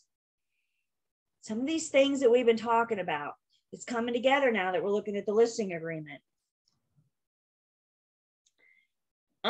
Provide my agreement to the listing service. So this is our MLS service. That's a big duty that I owe my seller, is putting their listing in MLS. Here's our non-discrimination clause. The agent and firm shall conduct all brokerage activities in regard to this agreement without respect to the race, color, religion, sex, national origin, handicap, or familial status of any party or prospective party. Further, realtors have an ethical duty to conduct such activities without respect to the sexual orientation or gender identity of any party or prospective parties. Pretty much what you're looking at is Unit 19. So we're going to talk about the protected classes, our federal fair housing unit, but we have to have that non-discrimination clause in our agency agreements. I'll let you guys read this. Buyer letters to sellers, I call them love letters to sellers. We'll talk about this a little bit more when we're talking about buyers in just a minute. The firm has to tell the seller how we're going to market your property. What is the marketing date? It's going to take me time to take pictures and to measure and to get it ready for MLS. So while we might be signing the listing agreement today, I may not be able to list it until Friday or next week or whatever. So we got to agree on a date that we're going to market, a date that we're going to make it available to the public. And the seller has to authorize the firm to do various marketing things. So for example, the seller has to authorize the firm to put a for sale sign in the front yard. Not all sellers want a for sale sign in their front yard. Not all sellers want their nosy neighbors to know that they're selling. So they have to give us permission to put a for sale sign in their front yard. Conduct an open house, advertise on the internet, advertise off of the internet, other places to advertise. These are all things that the seller has to authorize the firm to do to help market and sell their property. I think, yeah, lockbox. Are we going to put a lockbox or a key box on the property? The seller has to authorize that. Seller acknowledges and understands various things. They have to understand and acknowledge, first off, I have zero, and I mean zero, control over Zillow. How Zillow takes the information from MLS, I have no way of controlling that. I can do my best to fix it, but I'm telling you guys, Zillow will update tonight and it'll override what I fixed. So I put the listing in MLS, and from there it goes to thousands of websites. The only thing I can control is MLS. I have no control over the rest of those websites.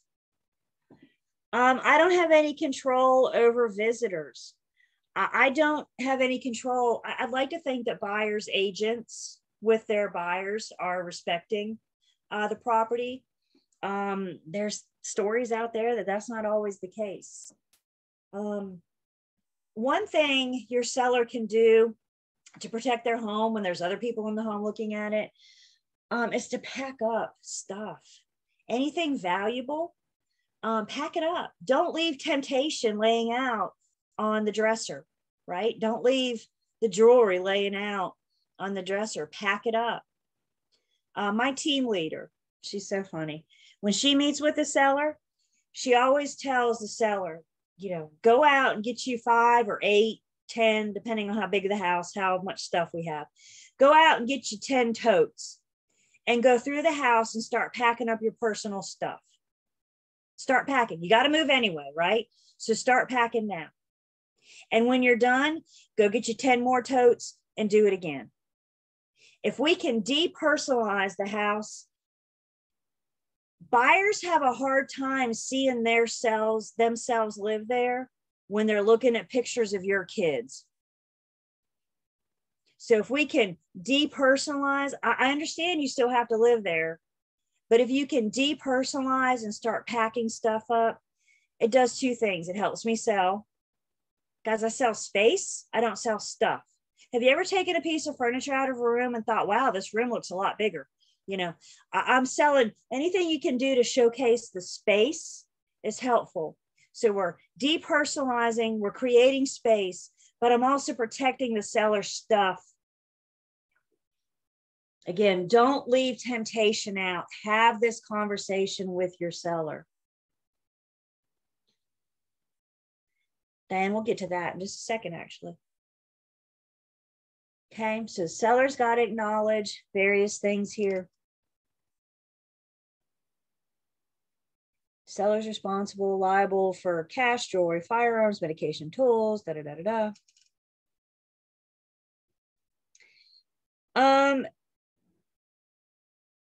This big warning, we need to have conversations with sellers. I know it's not highlighted, but it's worth mentioning, and I just got a question about it. So, and then we'll see this with the buyers. We need to have this conversation with the buyers as well. Sellers can have video recording. They can't have audio. So they can watch you. They can have a camera up on their phone and watch you. Y'all, it is 2022. Conduct your lives as if you're on camera, because you know what? There's a really good chance that you are. And if you come into my house, I guarantee you there's a camera watching you in my house. What the sellers can't have is audio. Okay, so I can have video, but they can't record audio. So we need to have this conversation with sellers, because does everybody have, I mean, that's a big thing. Why not audio? No audio surveillance may be turned on during showings, inspections of the property. You have to have separate permission for audio. What about decluttering the home, making it look clean? I've seen some listing with messy homes. All I can do is make suggestions, right? I can't drive the sellers to the store to buy the totes and drag them in the house and say, start poking stuff. All I can do is make suggestions. You want me to make your house easier to sell? This is what you can do for me. Somebody asked earlier in class today, what if the room is painted orange? I can suggest to my sellers that they paint, that they neutralize. Do they have to? No. My job as the listing agent is to try to get them the most that they can. And the way I can get them the most that they can is to show their value. You know, neutral paint colors, repair the deck, pack stuff up. They don't have to do anything that I suggest. When it comes to staging homes, as we are the agents responsible for purchase of the items, up to the firm, conversation between you and the seller, there is no yes or no answer to that question. So when it comes to home staging, what are we responsible for? Conversations with the sellers.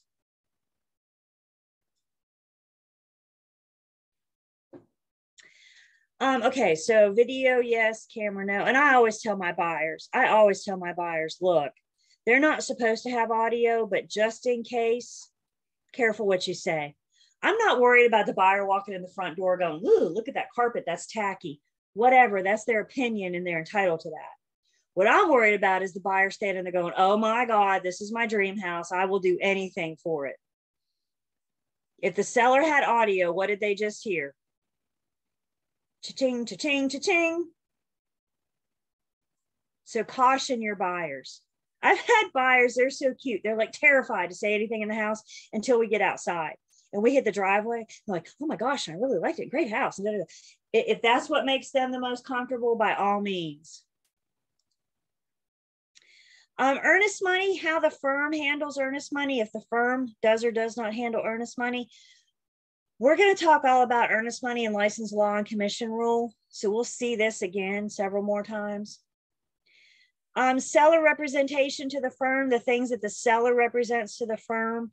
They're going to represent their ownership of the property, how long they've owned the property. Are they or are they not in bankruptcy or contemplating bankruptcy? Does the property have legal access to public right of way? Is it a private road, easement, or other? Are these words sounding familiar now? There's a reason why we spend our time in the first 6 units, because now we're starting to see them here in the forms that we use every day. Is there a manufactured mobile home on the property? Is there an owner's association? Are we in an HOA and we have an owner's association? We should be providing some sample forms to the sellers, specifically the sample offer to purchase and contract. I always try to get my seller to read this over before we market, before we have an offer. There's more to it than how much. So the sellers can start looking at the sample, seeing things that they're going to see when we get the offer. Are they in a flood hazard? Do they have to pay flood insurance? Is the property clad in synthetic stucco? Is there a termite bond? What are your current liens? Remember, that's part of the homework we had the seller do before we got to this. Who do you owe money to and what are your approximate balances? If this list starts adding up, I owe X amount to so-and-so and X amount to so-and-so and X amount to so-and-so. If you start doing this math in your head and all of a sudden this list adds up to more than what you can sell their house for, if they owe more than what the home is worth, they're underwater. And it might be a potential for a short sale. And we're going to talk about short sales in units 14. Don't wait until settlement for your seller to find out that they're broke. What if they lie? That's on the seller now, isn't it? Because they have a contractual agreement with the firm. So what if they lie? I hear you. Sometimes they lie. Y'all keep in mind, I just met this seller and here I am going, who do you owe money to and how much? We get pretty personal pretty early, don't we? We're not far into our relationship and are you in bankruptcy? Have you paid your mechanics? What liens do you have on the property? Yeah, Diane? With this market, or I guess a couple months ago, were there situations where, like, say someone hired someone to completely redo their front yard to make it more attractive and then they didn't pay the person and, they waited their whatever X amount of days to put the lien in? So, like, say the house sold before they even put the lien on, do they not owe money? Mechanics lien is a specific lien. The specific lien attaches to what? Oh, that's right. Okay. No, I'm asking, it attaches to what? It attaches to the house. That's right. Okay. So the seller does the work, they don't pay, buyer closes, mechanic puts the lien on the property, brand new buyer has a brand new lien on their brand new home. This is why we're asking the questions up front. We do not want this to happen. Right, Julie, but this information is just specific to what the buyer knows. The title search, right, may reveal additional liens against the property that wasn't disclosed here. Oh, then you absolutely. go back and update this form? Well, not necessarily this form. I mean, because you're right, the closing attorney can find stuff that the owner may not know about. So, because you see it's talking about deed of trust, mortgages, right, that kind of thing. So no, in that case, because by this point we're under contract. If we have an attorney searching the title, we're under contract. So we wouldn't so much need to go back and update this form. This is just helping giving us an idea up front if they can afford to sell.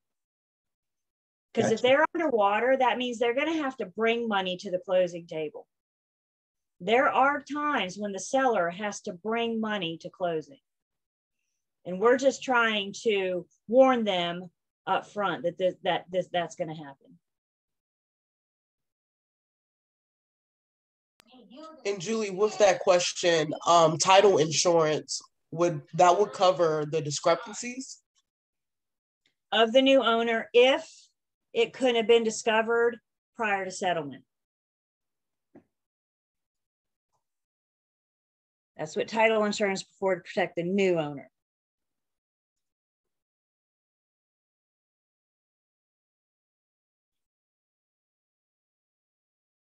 The rest of this gets into some other liens, default on other loans, threat of foreclosure, you know, da-da-da-da-da. So again, it gives us the opportunity to have these conversations with the sellers, make sure that we get what they know.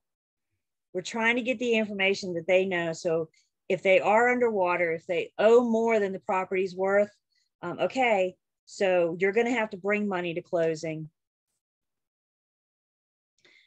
Seller has to represent if there's a current lease on the property. Do you have a tenant in place? Do you have a lease on the property? Fuel tank, we talked about fuel tank. Seller has to represent what they know about the fuel tank. And then remember, it's a two-way street. So the firm has duties to the seller. So the seller has duties to the firm. And the seller's duties to the firm is to cooperate with the firm in marketing and selling the property. Remember last week we talked about they can't hinder my efforts to sell their home.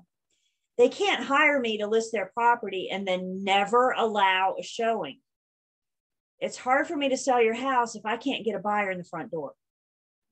So they can't hinder, they got to cooperate with me to market and sell the property. The seller has certain disclosures. We'll look at these disclosures in just a minute. Here's our lead-based paint, hazard addendum, anything built prior to 1978.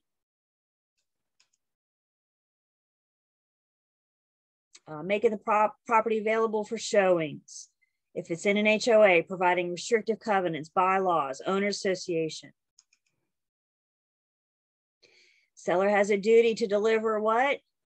A general warranty deed. Remember us talking about that in Unit 5. Convey fee simple marketable title. Include legal access to public right-of-way, free of all encumbrances, except for ad valorem taxes, easements.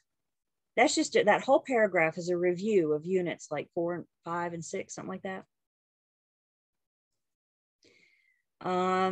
This is warning, a note to the seller. If you're underwater, you may be in a short sale. Again, we'll talk about short sales in units 14 and 15. Whether or not the home inspector, some sellers will have a home inspection done, a pre-listing inspection. So sometimes they may choose to have a pre-listing inspection done. And if they agree to do that, are they willing to share that with the buyers? Are they willing to do it?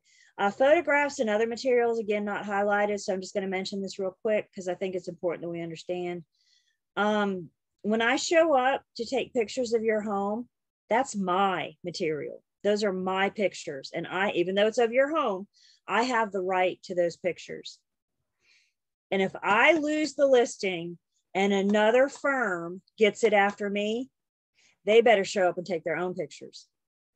They cannot use my pictures without my permission. Sounds about fair, doesn't it?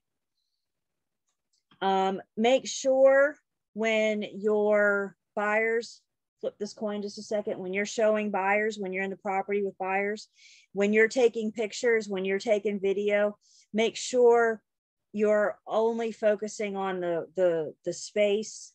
You know, don't take pictures honing in on the stuff. Same thing with your buyers. Keep your buyers looking at the space, not the stuff. Additional terms and conditions. You know, this is anything else that we agree to that isn't already mentioned in this agency agreement. So I think a good example of this, let's say you crunch your numbers and you think a good asking price, a good listing price is $150,000. And your seller looks at you and says, well, thank you for sharing this information with me. I'm looking at the numbers that you gave me and I agree with everything that you say, and 150 looks good, but do you think I could get 175? You say, well, I mean, the numbers say 150 and I know you want to get as much. Yeah. But what happens if we list it at 175? All right, I'll tell you what we'll do. We'll list it at 175. If after a week we don't have any activity, we're going to drop it to 160. Right? So if we agree to something like that, that would be an example of something that comes in the additional terms and conditions. Anything that the firm and the seller agree to, it's not already part of this agreement. Provision 17 is dual agency, as explained to the seller. What a great opportunity for you guys to read dual agency another way. How do we explain dual agency to the seller? And then once we explain it to them, either the seller authorizes the firm to act as a dual agent, or the seller does not authorize the firm to act as a dual agent. They got to initial one or the other. And if they say yes to dual, do you want to take this a step further and offer designated? Again, use the forms to help put words in your mouth. Use the forms to help you guys better understand this stuff. The agency agreement gives us another explanation of dual agency. Mediation, this just says that if a dispute arises, we're going to try to go through mediation, stay out of the courtroom. Wire fraud warning. We're going to talk about this when we get to our offer to purchase and contract. But we have a wire fraud warning to the sellers in the listing agreement. We have a wire fraud warning to the buyers in the buyer's agency agreement. And we got a wire fraud warning to both in the offer to purchase and contract. Wire fraud got really big, really fast in real estate. So we need to make sure we help educate the consumer, protect their money. And we'll talk about this when we get to unit 10. And the last page of this, you have a place for your sellers to sign. The form allows me for 2 sellers to sign. If you have more than 2 sellers, we have an additional signatures addendum. So you need to get anybody that's got to sign this deed to convey and their spouses need to sign this listing agreement. You need to make sure from day one that everybody's on board. Don't let them say, oh, you know, if it's an estate, for example, and there's 10 heirs and all 10 heirs are married, that means we need 20 people to show up on listing day to sign that deed, or a closing day to sign that deed, right? Don't let them say, well, cousin Bob is a little flighty. I'm sure he'll sign it later. I'm sure he'll sign the deed. We'll be fine. If they have to sign the deed, they need to be on board from day one. Make sure everybody's on the listing agreement and the offer from day one. The seller could be an entity. It could be a business. So we have a space here. If they're a business, there's usually one person that's designated the business to sign on behalf of the firm. So we have that information there. And then here's your firm information.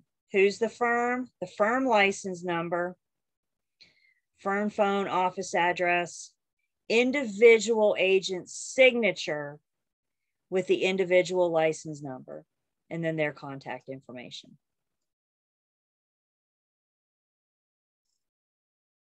Exclusive right to sell listing agreement. In Unit 8 of Learn, Test, Pass. Questions?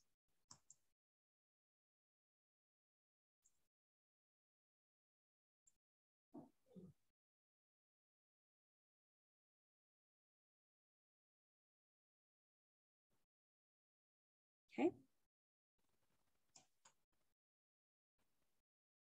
Yeah, you know, the best way I know what to do with this form is just sit down and read it. Just sit down and read it. Again, I've highlighted for you guys what you need to know. Please at least read that. Please at least read that. But a lot of the listing agreement starts to tie in things that we've talked about. A lot of these words, general warranty deed means more to you now than what it did 2 weeks ago, didn't it? So a lot of these things that we've talked about, we're helping you build up to these forms that we use every day. And sure, it's a lot to take in. Remember, you have 216 to 221, kind of pulling out some of those provisions we talked about. You know what? I always forget to do this. Look with me on page 218. I just need to mention this real quick. 218 under brokerage fee, it mentions a net listing. And basically the net listing, what it says is the seller expects to collect X amount, and anything over that, the firm will collect. So let's say you list the house for $100,000. The seller expects to collect $100,000, and you sell the thing for $125,000. You're giving the seller $100,000 and you're keeping $25,000 of your own. These things are not illegal, but they are highly frowned upon, because the law of agency says if you can get $125,000 for your seller, you should get $125,000 for your seller. So net listings, not illegal, but highly frowned upon. Question came in, would you say reading the agreement is a good review of what we have learned so far? There's a lot of words in the agency agreement that we've mentioned so far. Plus the commission says there's those highlighted terms that you should be familiar with.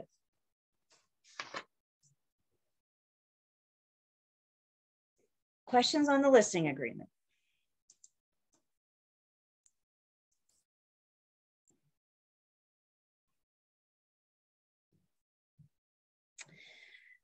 Part of listing a property is helping to determine square footage. We got guidelines. I may not get through this tonight, so wherever I leave off tonight, obviously we'll pick back up tomorrow. There's certain guidelines. There's some other things that I want to look at. But specifically, what we really need to make sure we understand are things that are considered heated square footage or total living area or total heated living area. It's like, one of those things. There's several different terms that mean the same thing. And in order for me to consider it total heated living area, I got to have these three things. It's got to be adequately heated by a permanently installed heating system. You have an HVAC system, you have air ducts, you have, you cannot put a space heater in a room and say it's a heated room. It's got to be a permanently installed heating system. The space itself has to be finished to generally accepted level of constructions, which means you need finished floors, finished walls. You need a finished ceiling height of at least 7 feet. 7 feet.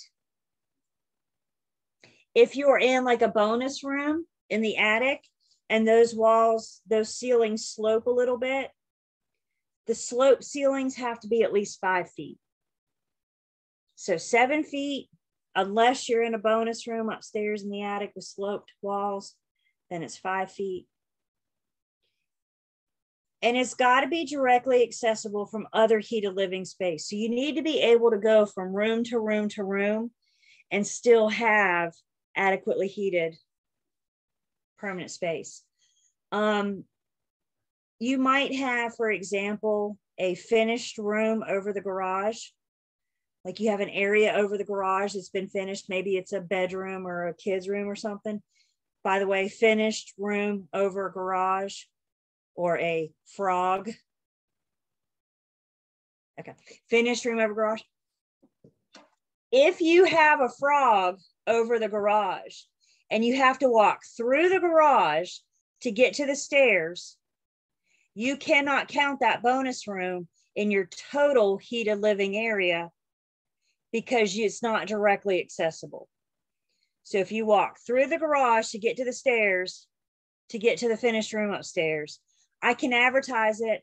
I can market it. I can say an additional 400 square feet over the garage, but I cannot count it in my total heated living criteria because I had to walk through the unfinished garage that was not heated. So Julie, if you walk through a room and you get cold, then you can't count it. It's got to be directly accessible. So somebody said something and then I saw a hand. I have a question, Julie. So with that, so say for instance, it was a listing for a house that was 4 bedrooms, technically, but the space over the frog, as you say, would you consider that as a 5th bedroom or just 4 bedroom plus that space? Is that how would you list that? You can do whatever you want to, but you cannot include it in your total heated square foot. You could say 5th bedroom over the garage, or bonus room over the garage, or playroom over the garage, or office over the garage, you know, with an additional 400 square feet. You call it whatever you want to. But because it's not directly accessible from a heated living space, because you have to walk through the garage to get to those stairs, you cannot include it in your total heated square footage. Advertise the heck out of it. That's good space. Are you kidding me? Promote the heck out of it. But you can't include it in your total heated square footage. Okay. Diana, see your hand? When you said slope ceiling has to be 5 feet, is that 5 feet from like the highest point or 5 feet from where the wall starts to create the point? 5 feet from, I'm sorry, 5 feet from where it starts to slope. So it's, yep. And then Diane, or I'm sorry, Danielle, did I hear you too?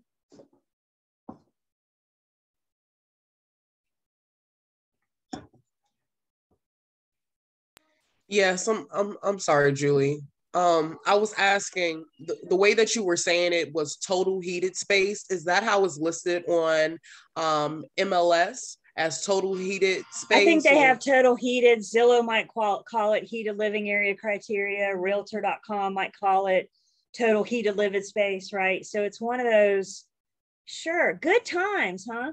So it's one of those, but what we're looking for is heat space, right? So however you want to phrase that, however you want to word it. And again, I got to have, Diane, real quick before I get you, usually this point in class, I get, well, I got this room and the walls are concrete. Then I can't count it because it's not finished to generally accepted level of construction.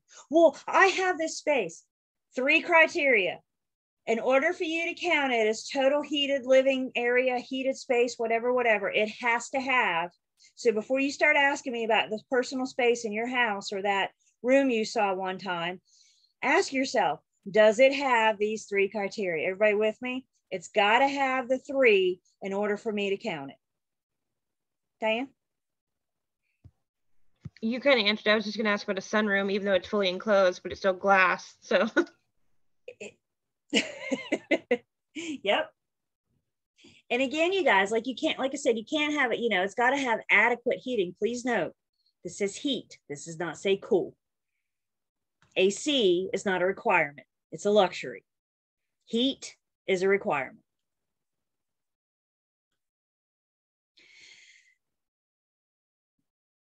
So what about square footage?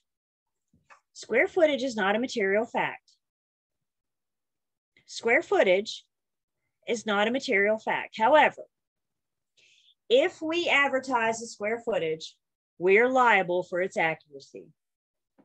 The Real Estate Commission says square footage is not a material fact. The Triad MLS has total heated square foot as a required field. So in order for me to activate the listing, I got to get at least a total heated square foot to activate it in MLS. I don't know about other MLSs. I can't tell you about Triangle and Charlotte and all this, but Triad MLS requires it. North Carolina Real Estate Commission does not. When you're answering this test question, you need to ask, is it the MLS that's stating this, or is it the Real Estate Commission? The Real Estate Commission says square footage is not a material fact. So let's recap. What are things that are not material facts in this state?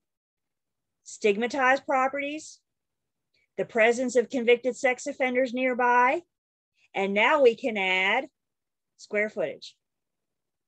You will be reporting it. If you're in the triad MLS, you will be reporting it. And if you're reporting it, you're liable for it. We cannot rely on tax records. Tax records are never right. We cannot rely on tax records. We cannot rely on the builder's blueprints. We can't rely on previous MLS listings, kind of like the pictures. That's somebody else's work. You can't take somebody else's work. Well, somebody listed it before me and they said this is what square footage was. So that's what I'm going to say. No, you got to do your own work. You either measure it yourself or you pay somebody with more experience than you to measure it. Do not hire the 14-year-old in your neighborhood to go measure this house. You are still responsible for it, even if somebody else measures it. Some appraisers will offer this service. There may be agents in your firms that offer this service. Who pays for it? You or the seller. That's completely negotiable between you guys. Your firm should offer you some training. Your firm, the first time you go measure for one of your listings, somebody in your firm should be with you. Maybe they might send you to measure somebody else's listing, right? Maybe they might send you to shadow. This is one of these things. I promise you, the first house you measure, you're gonna be there all day long. The more you measure, the easier it gets, the better it gets. Trust me on that. Diane, is that new? Is that why I look at houses all the time? In some websites and some sites, you see square footage is like 11 to 15. They kind of give themselves a gap. Okay. It's all in how they report it. Some will, when I put it in MLS, I put in the actual square footage, and then MLS translates that into a range. And part of that is to protect me a little bit, right? Give me a little bit of wiggle room. So, but that is allowed to, those thousands of websites might pick up the actual square footage. So we're liable for it. Agents working with buyers should be able to rely on listing data unless a red flag goes up. Now remember a little red flag that pops up? Let's say the home is advertised. Let's say this room is advertised. I mean, I'm in a standard bedroom, office, whatever. And let's say this standard room, I don't know, what is this? I have zero dimension ability. Let's just say this is 400 square feet. I just made something up. If I walk in this room, if the MLS says 400 square feet, I should be able to go, yeah, that looks about right. If the MLS advertises this as 900 square feet, I should have a flag go up. Even though I don't know for sure, I should be able. Now, 400 versus 405, come on. We're talking about major discrepancies. And if I walk in this room and go 900 square feet, if I have a flag go up, in my car is a laser measurer. It was my toy. It was a gift from Santa one year when I got into sales. It's a laser pointer. And you hold it up to the wall and you point your laser to the other wall and you go click and it tells you how many feet and inches from wall to wall. And then you go to this wall and you do the same thing and you go click. So if I walk in this room and say, are you sure it's 900? Go out to your trunk and get your measure and measure it yourself. We should be able to rely on listing data unless a red flag goes up. If your buyer says, are you sure this is 900? Well, let's see about that. And run out to your car and get your measurer. We, as promised, are not going to get through square footage tonight. So we will pick back up here tomorrow. 8:28. Do I have any questions? What's it? I don't know. Santa brought it to me. It's a laser measurer pointer. I'm sure if you start Googling, but yeah, it tells you feet and inches, centimeters. Thank you, Santa. So yeah, instead of me getting my tape measure, I can measure laser pointer measurer. I bet you if you just start Googling, it'll come up. Oh, look, somebody put one in the chat for us, it looks like. Or maybe not, because that's a direct message to me. And I mean, I've tested it too, you know, so yeah, it's good. Yeah, Ebony? How we know if we missed time? I'm sorry? Like, how do we know if we missed time? You reach out to me outside of class. Okay. Any other questions? Let's see. I'm assuming, I don't like it when y'all assume. If the seller is being greedy and not happy, in denial that they owe more in liens than what the home is worth, you can already see it becoming a problem down the road. You can choose to part ways and not represent them as a seller's agent. I have walked away from sellers before. I have thanked sellers for their time, and I have walked away before, because if I don't feel in my heart of hearts that I can sell their home for what they want, why are we putting ourselves through it? I crunch the numbers. One thing I know about in life is that numbers don't lie.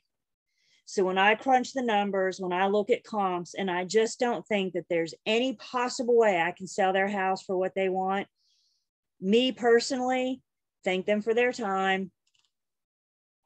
Have a nice day. You don't have to take every listing. You don't have to work with every buyer that comes your way.